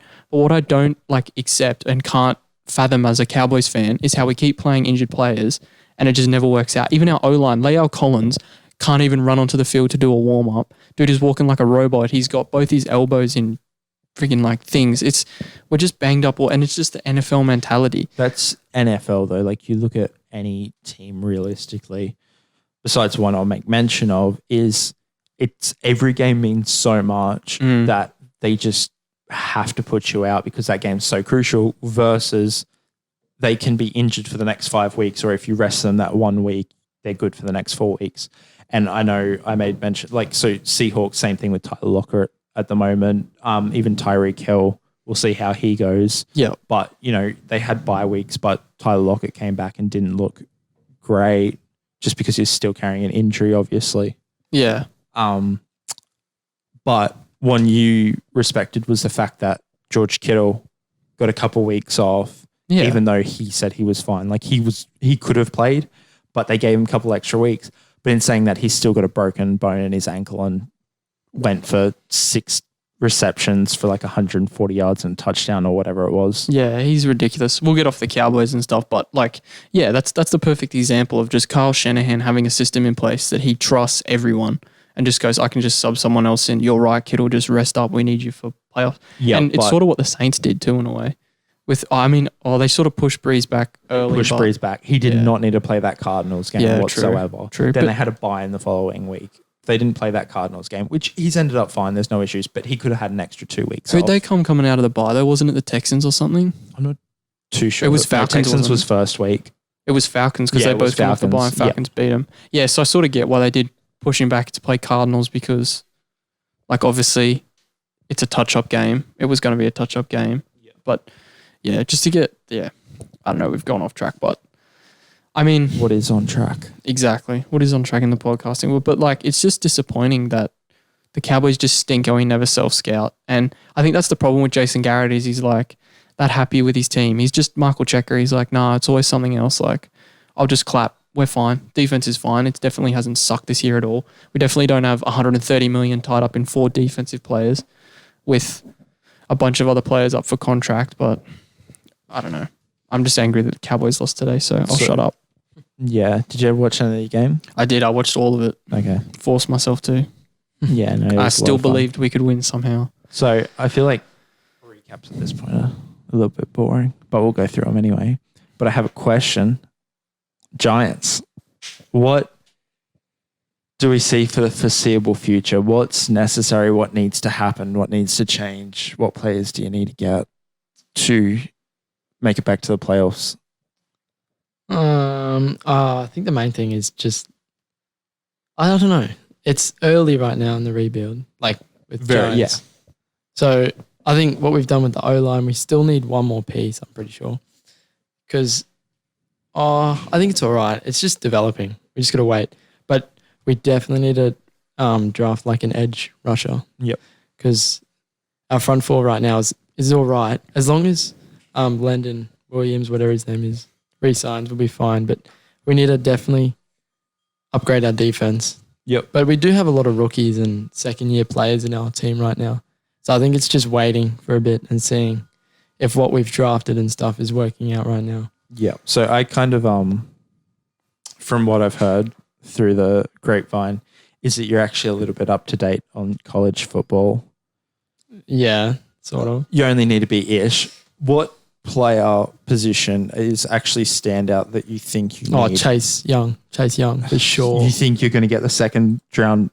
For sure. I don't see us winning many more games. So I think we will be in the top 3 for sure.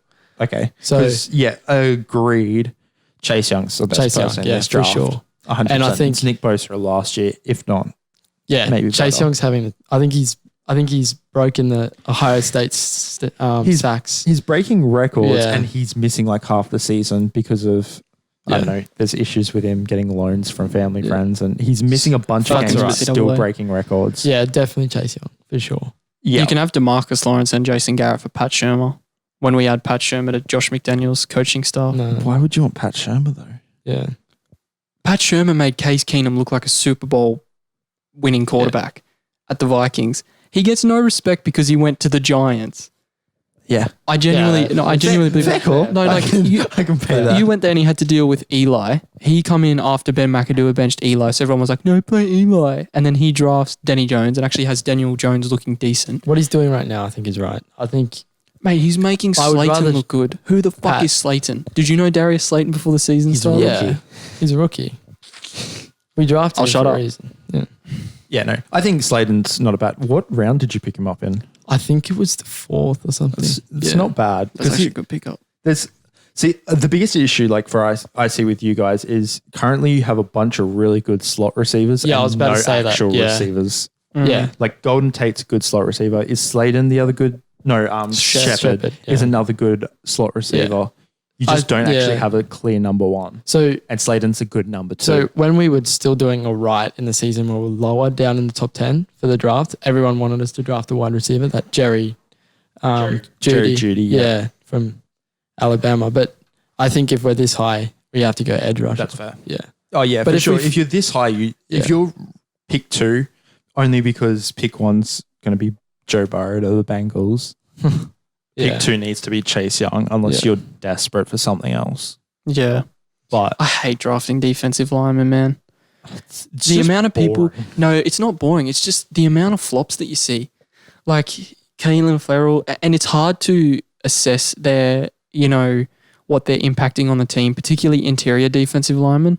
Yeah. Like I know, obviously, I just said like a D tackle, but even look at the guy at the Bills. Like, who did they take? Ed Oliver. He's playing interior. It's like, They don't have that high impact. That's the thing. Yeah. Like even Quinnen Williams, like I don't even know what the hell's going on with him. because it's so much more than just. It's the exact Because- same thing we said Because with you're Aaron just- Donald. You're just an interior. Well, Aaron Donald's a little bit different because he jumps around the place. But if you're just a out and out defensive tackle that just is a like run stopper, there's nothing exciting about you. Like you're not Yeah. going to be pressuring. But for a then quarterback again, or when anything. you get taken out, it's a big.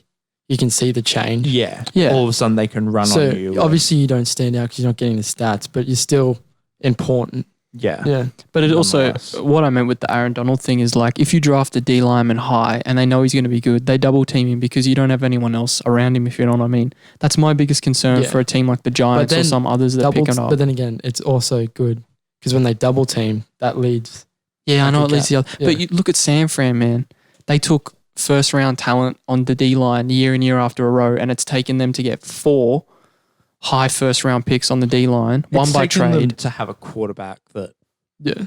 is No, but healthy I'm and just able talking- to keep the defense off the field too. But Yeah. yeah, I agree. I'm talking, yeah, that's true. But it's just like it's taken them getting Nick Bosa on top of having Reuben Foster and their 2015 or 2016 pick. I can't remember his name. He's having a really good season this year. But Like it's taken a collection of that, and that's why I don't like drafting D linemen that high. But what do? the issue is and Rams are this like out and out is if you don't have an offense that's going to keep you off the field, you look like a bad defense. Yep. Where even last year, Rams were pretty much scoring every drive and, keeping their defense off the field. Their defense has to come on play. They're forced to take long shots. And even, I actually think Baltimore are kind I of was in about this to say position. that. Yeah. Baltimore They're are a similar. good defense, Yep. but they're not a great defense, but they look like an outstanding defense right now. Yeah. Because they have no choice. Their secondary is great, but their actual running defense isn't fantastic. Yeah. And I Right. actually think San Fran might dominate them just off the fact that they're going to be able to run on them all day and it's going to come down to this.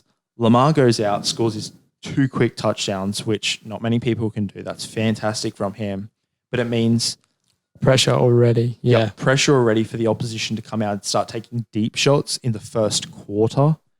is mental, and they have a secondary that just eats them alive, and that's what they're made for. And this is what I mean of Baltimore is their coaching is so good that they know their game style. We're going to go out, put the pressure on early. Instead of trying to play safe game, we're going to go out. We're actually going to try and score a touchdown too really early, and then we're going to force you to try and throw on our secondary, which is going to dominate you. Yeah, that's what I mean. Like, I think the Ravens did a good job this offseason because they upgraded their secondary, like all their corners and their safeties. They're making Marcus Peters look good. Yeah. Which, I don't know, he was meant to be fantastic, but he looked like an absolute bust at the Rams. Yeah. But the Ravens are going to be good, I think. They have a good game style, and if they could play that way in every single game, they're going to win every single game. But if they get put back on the back foot, they're not. And I think the other one is, let's look long-term playoffs and whatever. I think they're able to beat almost any team except one. Like coming from the AFC, I just want you guys to take a guess on who. If you say think. Steelers, I'm going to ask you if you're smoking crack. Steelers gave them the best game so far, but no, it's not Steelers. Browns. Oh. One that's actually going to be in the playoffs. Oh, Patriots. No. Texans. Chiefs. Yeah. Oh, yeah. Chiefs are the only team that are going to... Chiefs have beat them this year already, to be fair. That's going to be a high-scoring game. That's going to be a fucking sick game. It's a great game, but Mahomes is the only person who can put up that same, heavy-hitting offense and not care about your defense. You know what's interesting? They can. So the Pats are known for not going full in the off-season with big teams.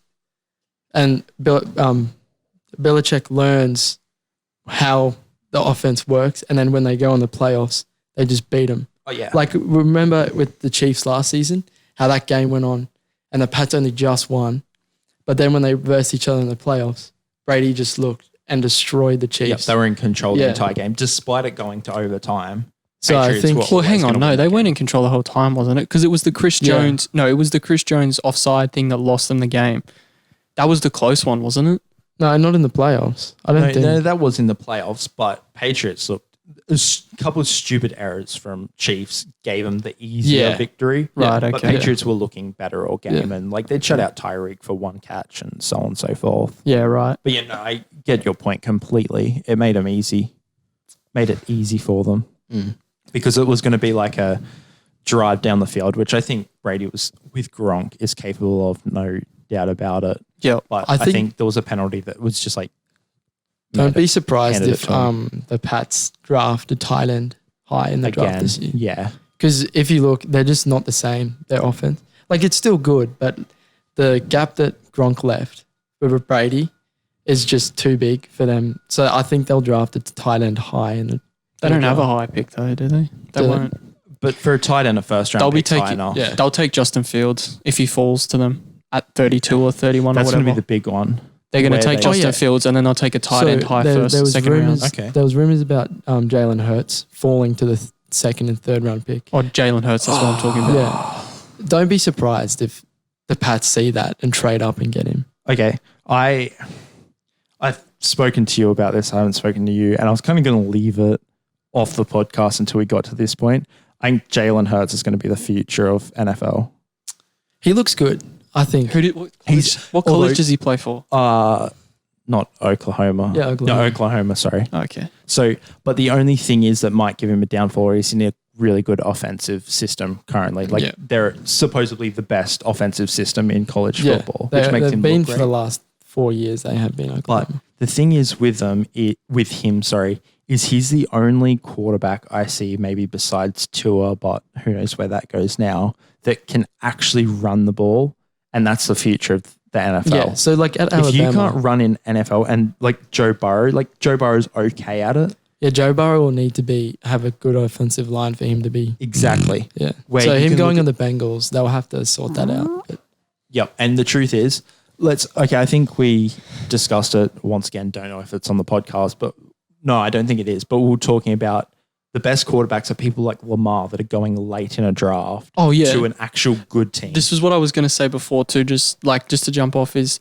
this is why, and we've said it before when we did the why tanking doesn't work in the NFL segment is teams like you guys who are doing complete rebuilds, you're cursed unless you get luck, which is why I don't like you guys taking, because you look at all the teams that have succeeded recently. San Fran's been decent. They made some good moves on the free agent market, and they also bring in like Tevin Coleman and stuff, right? You look at the Ravens, they pick up Lamar at 32, so they already have a decent enough team and a culture and a coach. You look at the Colts too, sort of, they pick up Quentin Nelson. They didn't really need to draft anyone else. They just had an off year. They pick up Quentin Nelson. That completely changes their team. Like, tanking doesn't work because one player means, I hate to say it, but really one player means nothing in the NFL in some regard. Especially when you're taking a quarterback, you get a quarterback that's Bengals are going to see it with Joe Burrow if that's what they're going to go for, is you're going to take this great quarterback who could be fantastic, but is going to get absolutely battered for years on years on years because they're not actually that good, behind a bad offensive line. Where at least you look at Kyler Murray, he's finding some success because he can run the ball. And that's the difference for me. And, once again, you look at, let's say, Lamar Jackson, he's in a great team because Ravens were already a relatively good team that made playoffs. You look at Russell Wilson, walked into the Legion of Boom. And, things like this make a quarterback so much better. Yeah. Jalen Hurts is going to fall, they're talking about third round. Second. I think probably second. Why second? No, they're talking even third now. Second, he should fall to. In my opinion, he'll fall to second. Why? Because there's other QB.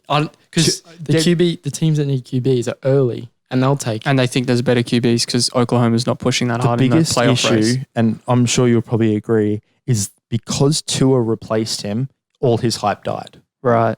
Okay. He just became another quarterback because Tua replaced him, because he all of a sudden was the second best quarterback. And he hasn't stepped down to a trashy college. He went to Oklahoma. Yeah, exactly. But then again, we could be wrong and he gets taken by the Well, that's the thing that I think is I think it's just the media with narratives really. If Jalen Hurts, I don't think I've got a definitive reason why Jalen Hurts should fall that low. I don't think he's that bad. No, I agree. And I think it's just a lot of analysts saying, oh, this team needs this, but you don't ever know. You look at the Cowboys a few years ago, the year that Des left, we picked up Leighton Van Der Esch. We didn't need a linebacker. So the problem is because if you look at Baker's year, he was on Oklahoma. It's because the Oklahoma's offensive system is so good that their numbers look good. So Baker was throwing 4 touchdowns a game. Yeah, but you know what I mean? Yeah, I get what you mean. I get what you mean, but it's the same thing for this LSU guy. It's the same thing for Burrow and everything. They're going to really high colleges.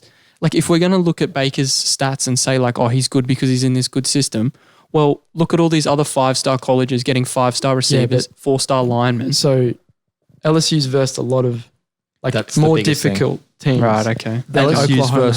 LSU's versed 4 top 10 teams. Okay. So Oklahoma versus a lot of unranked teams. Which is next to unseen in college football because you can pretty much choose your schedule. Yeah. That's never normally happens. And Joe Burrow is winning all these games and is still undefeated. Right. So I think Joe Burrow is a really great quarterback despite he has a great team, which is one of your biggest comments is you take a quarterback that has these great stats because they're at this great college because they're surrounded by talent. That's my biggest thing. It's not that I'm not trying to bash the QBs or anything. I'm just saying it makes no sense for me when just to put your whole trust in a guy when he's going from all this talent to nothing for Cincinnati or something. Yeah. And sorry to cut you off, but and he's Joe Burrow I think is the one we're going to talk about the most. He's probably going to die at the Bengals. He will. What do they have? AJ Green's bouncing in and out of IR. Mixon's hot and cold at John the moment. Ross, is he at Cincy or did he leave? They did draft a few O-linemen. And their O-lineman, their main O-lineman that they drafted in the first round last year got injured before the season started. Right. Same thing with the Falcons too, though. But still, again, best Bengals player right now is I think Mixon. Yeah, no. Probably, no, they're defensive. Yeah, they're corner. I think I don't know if Geno he's a corner. Atkins. Oh, yeah. They're defensive tackle. Yeah. He's their best player. I don't know what your point was, but yeah, I get what you mean though. Yeah, the Bengals have a long. But okay, let's even completely just breezing off now.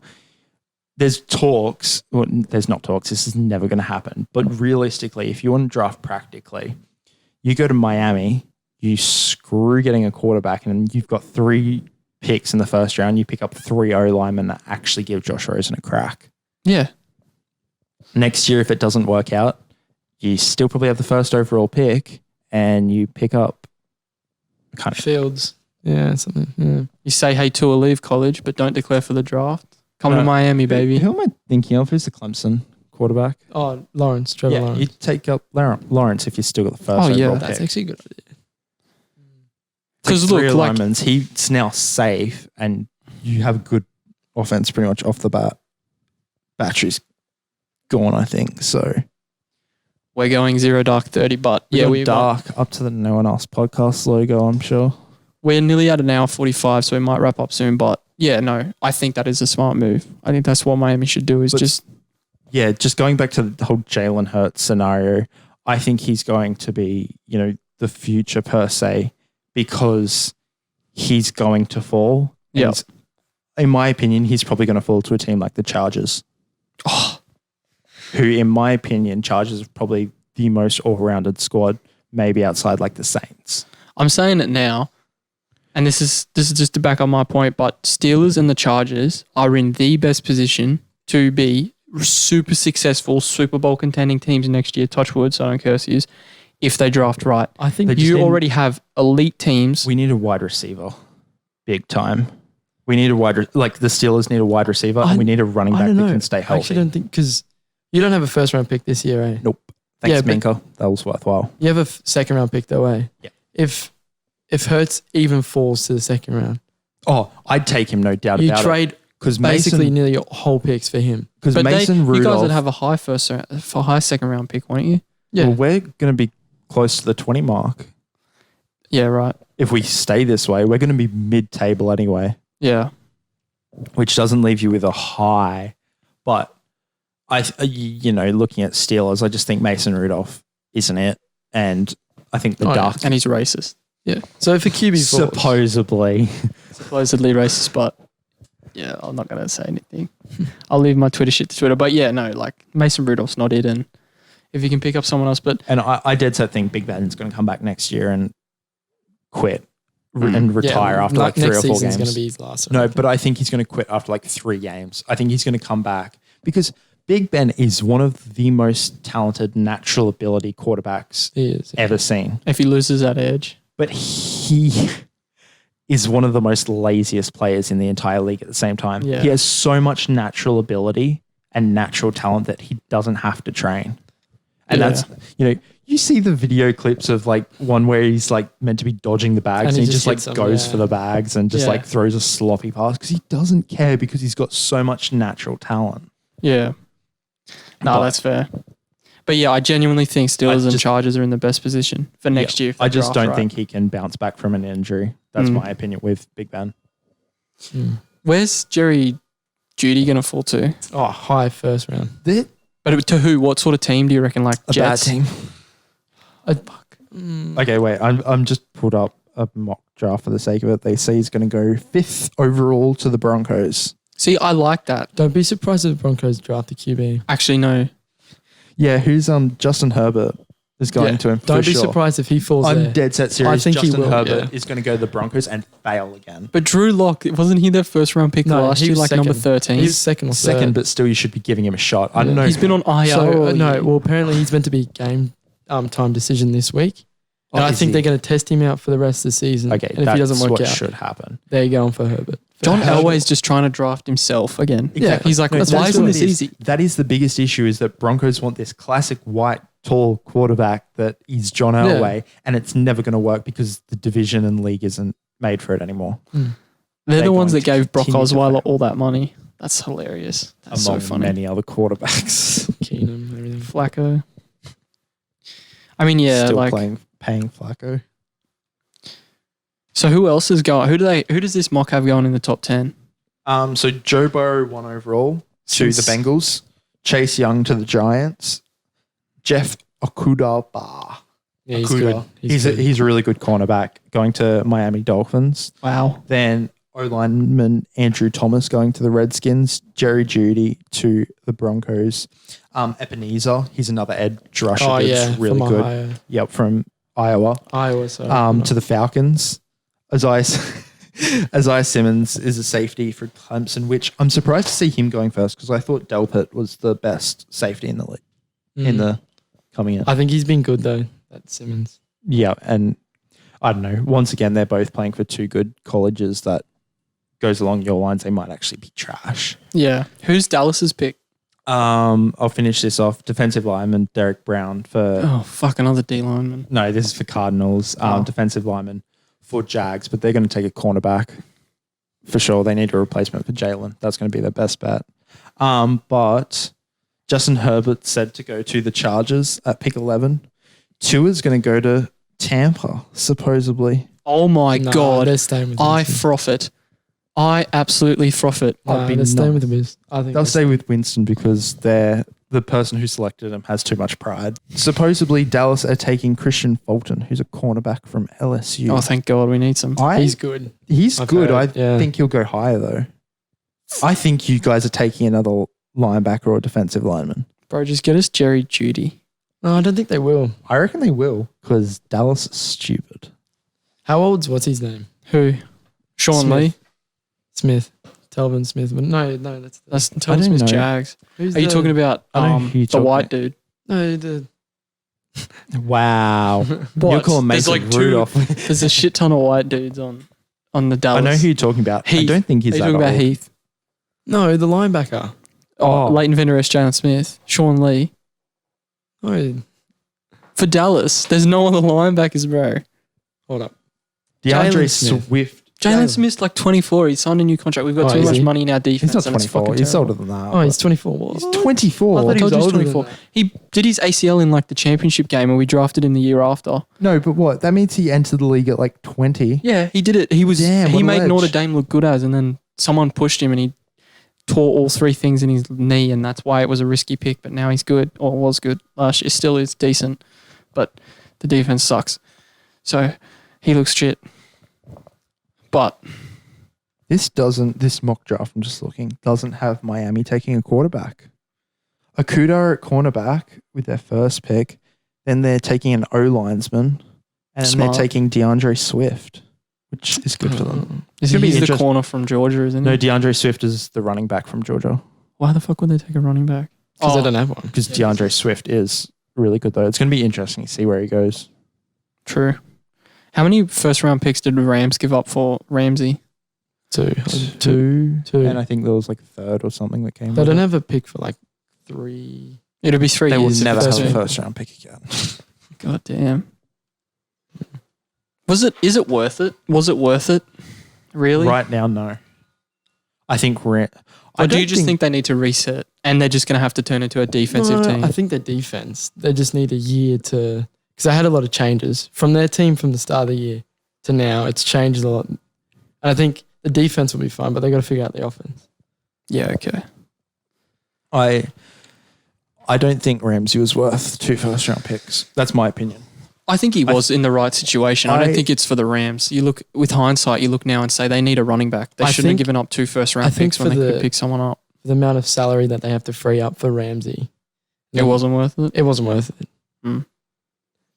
It's one of those moves where it seems like a 2K or a Madden move. But then again, it's Ramsey, and he is one of the best. Oh, So, he is the best. Yeah. There's no doubt he's the best, but I just don't think he was worth 2 first round picks. I think he was worth a first round and then a high. Oh, well, sorry, considering he went for 2 first rounds and like a third or a fifth or whatever it was. They actually realistically, they traded 5 players for Ramsey because who's the other corner they had besides Marcus Peters? Keep Talib. Aqib Talib. So they've given up 5 players for Ramsey. Pretty much. Yeah, it makes it look way less worth it now. It was a Madden move. Like near the end of the trade deadline, it's like, hey, we need something to stuff it. Bam. But then again, they did need to fix their secondary because Peters wasn't doing as well. Keith and then Talib's too just old. injured. He's always injured and he's too old. So, Yeah, true. yeah. Oh, like it's a great pickup to get Ramsey. I think value wise, it wasn't worth it. I think he was worth a first round and a high other pick, like a second or a third. I just don't think 2 firsts was worth it. But they did get Kenny Young from that Ravens trade with Marcus Peters. I haven't paid much attention to him, so Yeah, I don't know who He hasn't played that much, but Yeah, he that's is, what I he is thought. one of the good interior. Oh, okay. he's Fun. good. He just forgot how to play. Yeah, look, I don't know. Fuck the NFL. Tanking doesn't work. It's not the NBA. So stupid. I definitely disagree with that statement. I think tanking works so much better in the NFL than the NBA. Just because it goes to It's easier. just because it goes to lottery picks. You can tank and then still like get a bad pick. When are the Knicks going to rebuild genuinely and not fuck it up? It's not. I don't think it's the management. Yeah, James Dolan is a dickhead. I think we just need to sort out that. So, well, you can't get your owner to just sell the team. It's not like you can just fire your owner. I think we won't. Knicks should seriously do what the Packers do, and the fans own it seriously, because otherwise New York's never going to be happy again unless you guys somehow succeed. We're not going to fix it because you see right now we missed out on big name players this offseason, and other players have come out and said they just didn't want to play for the Knicks. So the Knicks were the team of the 80s, so everyone in the 90s wanted to join them, but now no one wants to. Yeah, we just need to sort out our culture, I think. I'm just looking just for the sake of it. Different mock drafts, you'll be excited. Jerry Jeudy to go number 8 to the Cardinals. Yes, give Kyler some weapons. Ethan would love to see that. I love Kyler. They still have Justin Herbert going to the Chargers, which they need to replace Rivers, but DeAndre Swift to go to the Bills. What the hell is that?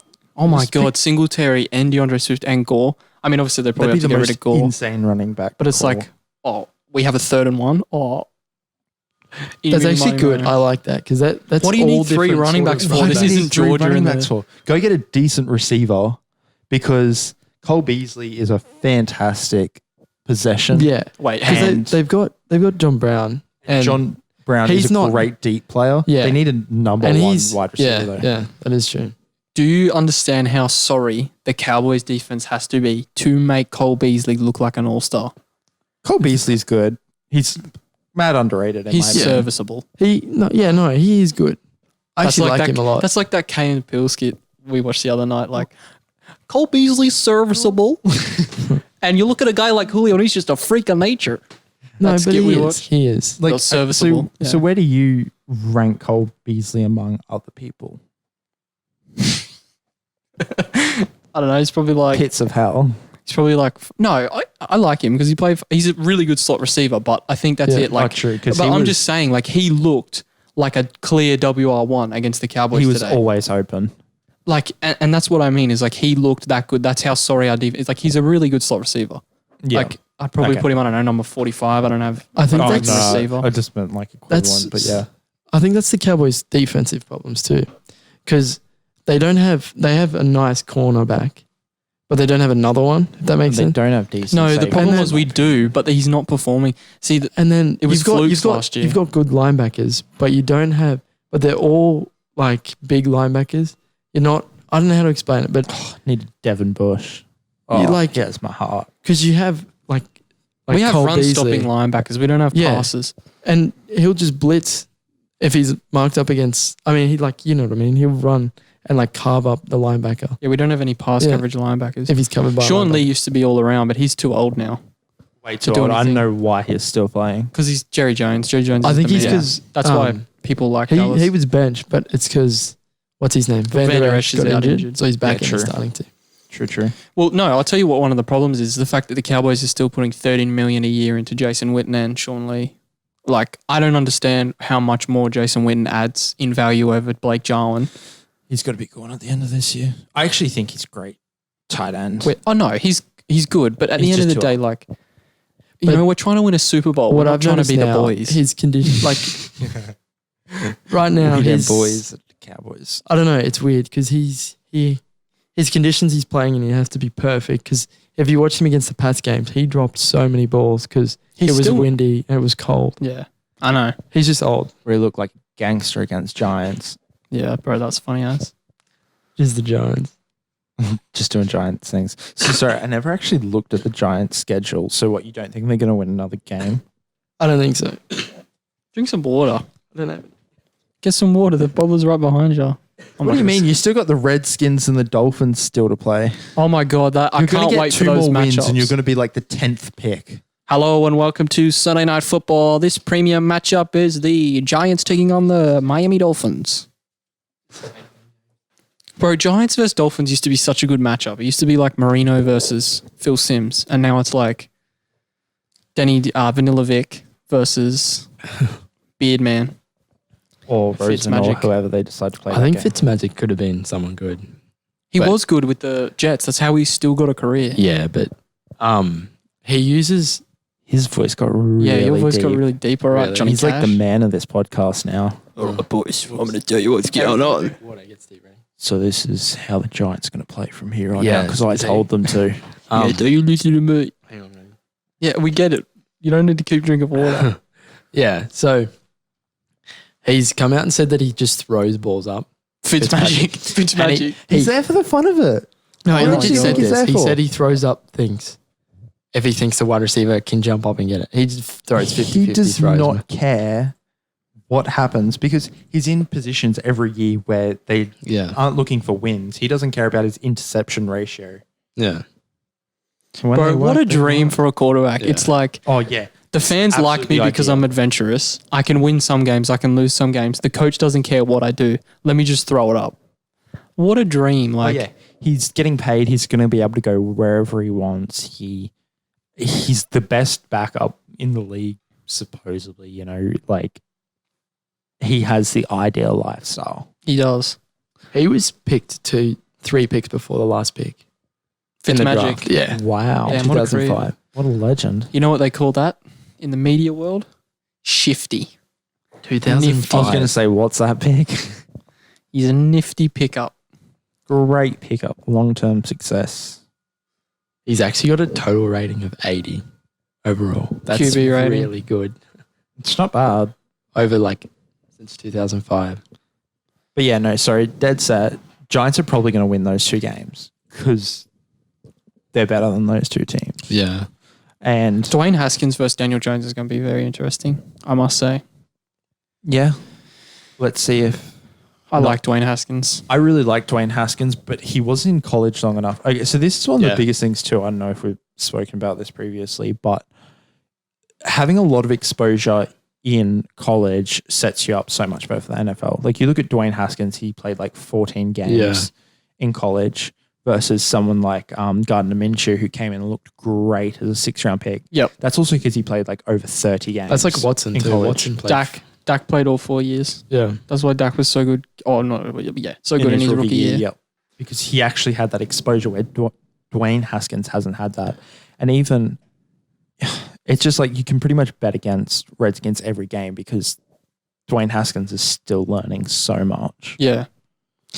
Give him a few years and he might be all right. But Yeah, he's just got to learn it.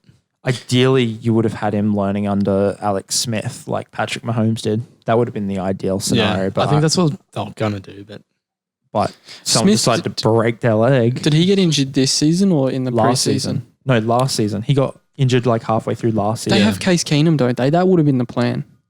Would you No, really no, want no. someone to develop under they would Case want Keenum? Alex Smith because Alex Smith broke his leg. They had to bring in another QB. They couldn't have a rookie QB. So they brought in Keenum, Yeah. and then they were meant to have Keenum mentor Haskins, but Keenum is shit, No, basically. Keenum was all right. I think they're just trying to show signs now. I think Bryce Callahan's just trying to do something. I don't know. Fair. But yeah, like you guys are going to win those 2 games and you're probably going to go to like, I don't know. I think we'll 8th. go 6. Why didn't you just sit Yeah. Saquon out for the rest of the year? That's what you should have done. Why are you risking it with a high ankle sprain, bro? Apparently he's fine. Yeah. Bullshit. supposedly. Yeah, he's not. Dude's going for like 1 yard a game. Yeah. Sort All of the those same thing with stats. sort of the same thing with O'Connor, isn't it? Or Connor. Connor. No, he's not as bad. Not as I bad. hope he's back. But- soon. Yeah, fantasy's really helping. He's just injured. He's just injury prone. And that's what I said earlier. We really need a wide receiver because I don't think like Washington, Moncrief's been dropped. Those players don't really cut it for me. Oh, no way. And Connor, we have decent running backs, but they're good like just depth running backs, not Yeah. actually good running backs. And Connor's just too Which one's injury prone. better out of your wide receivers? Is it Washington and who's the other one? Johnson? Yeah, Deontay Johnson. Yeah. Which one's better? I'd say out of them? Washington's the better Yeah, overall I think so. wide receiver. Johnson's looked good because he's had a couple breakaway touchdowns, but like the first one against the Bengals came from PA like post cross route that there was a defender on Juju, a defender on Deontay Johnson. When they crossed over, both just went to Juju and he was left wide open.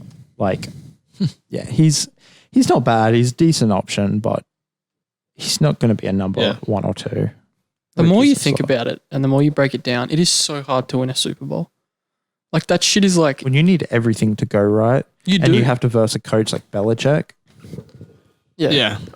That's another thing. How the fuck has he genuine? Like the more and more I get into it, the more and more I respect the Pats because he's never had these. Well, he's had issues, but it's never stood out. Like it's never been like midway through the season, Pats fans are like, "Wow, we need to draft a wide receiver." It's like, "Oh, we might need to pick up a tight end or a wide receiver." You know what's funny? We don't need to pick up a janitor again to come play for us. You know what's funny? I read a thing the other day, and it was when you guys were deciding. I don't know what coach it was, but when Belichick was a free agent. Yeah. I read this thing about how Belichick told Jerry Jones that when you go hunting, I'm here, think of me, or something like that. Fucking hell. And you guys chose whoever you did over Belichick. Oh, it was Bill Parcells. It would have been if it was the early 90s or the late 90s. Sure when it was. Yeah. But imagine that you could have had Belichick. Well, Belichick got traded to the Jets from the Browns. He got traded. No, he was on the Browns, and then he decided to take the Jets head coaching role, and then he quit like 3 days in or something. Yeah, I think he and then he quit went to the Pats. It's like, fuck these bombs, I'm out. Yeah. Y'all stink. So Where's he from? Belichick. I think he's from Ohio. Really? He looks like our dad when he's in a suit. It's really scary. Our dad? Oh, sorry. My dad. Our Okay. dad. Sorry. You just No, looked he at looks me like when you our said dad. it. Yeah, I was like, He's from Nashville. From Nashville. That's why he doesn't have an accent. That's why he can't talk. Yeah. He probably likes country music. I think he's like a massive Garth Brooks fan. Thank you you're very gonna have much to- for listening, guys. This has been the No One Asked podcast. If you want to go follow the Instagram page, it's NoOneAsked_podcast. Sorry for not getting an episode out last week. I was ill. But thank you, Samuel, for joining us on the podcast. That's all right. I'm definitely, yes, a round of applause. I can't clap properly with this microphone in my hand. But thank you. I'm sure we'll have you on, especially around college draft time, I think. Yeah, okay. So If you do know your more than scouting. Ethan. Do your scouting.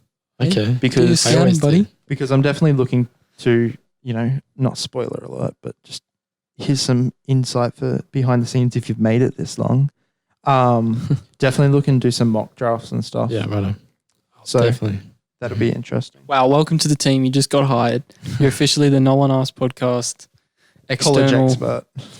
Just random expert, all the weird facts like about Rennie and a bit about college. And Yeah. Just so thanks everyone for listening. Like Brock said, go follow the Insta. If you got any feedback, let us know. Thank you, Samuel, for joining us. And That's okay. Yeah. You want to give your shout out to your personal Instagram? No, I'm good. Okay. All right. That's Cool. all right. We'll tag you anyway when we Yeah, put the just post tag out. me. Yeah. All right. All right. Cheers. Bye. Bye.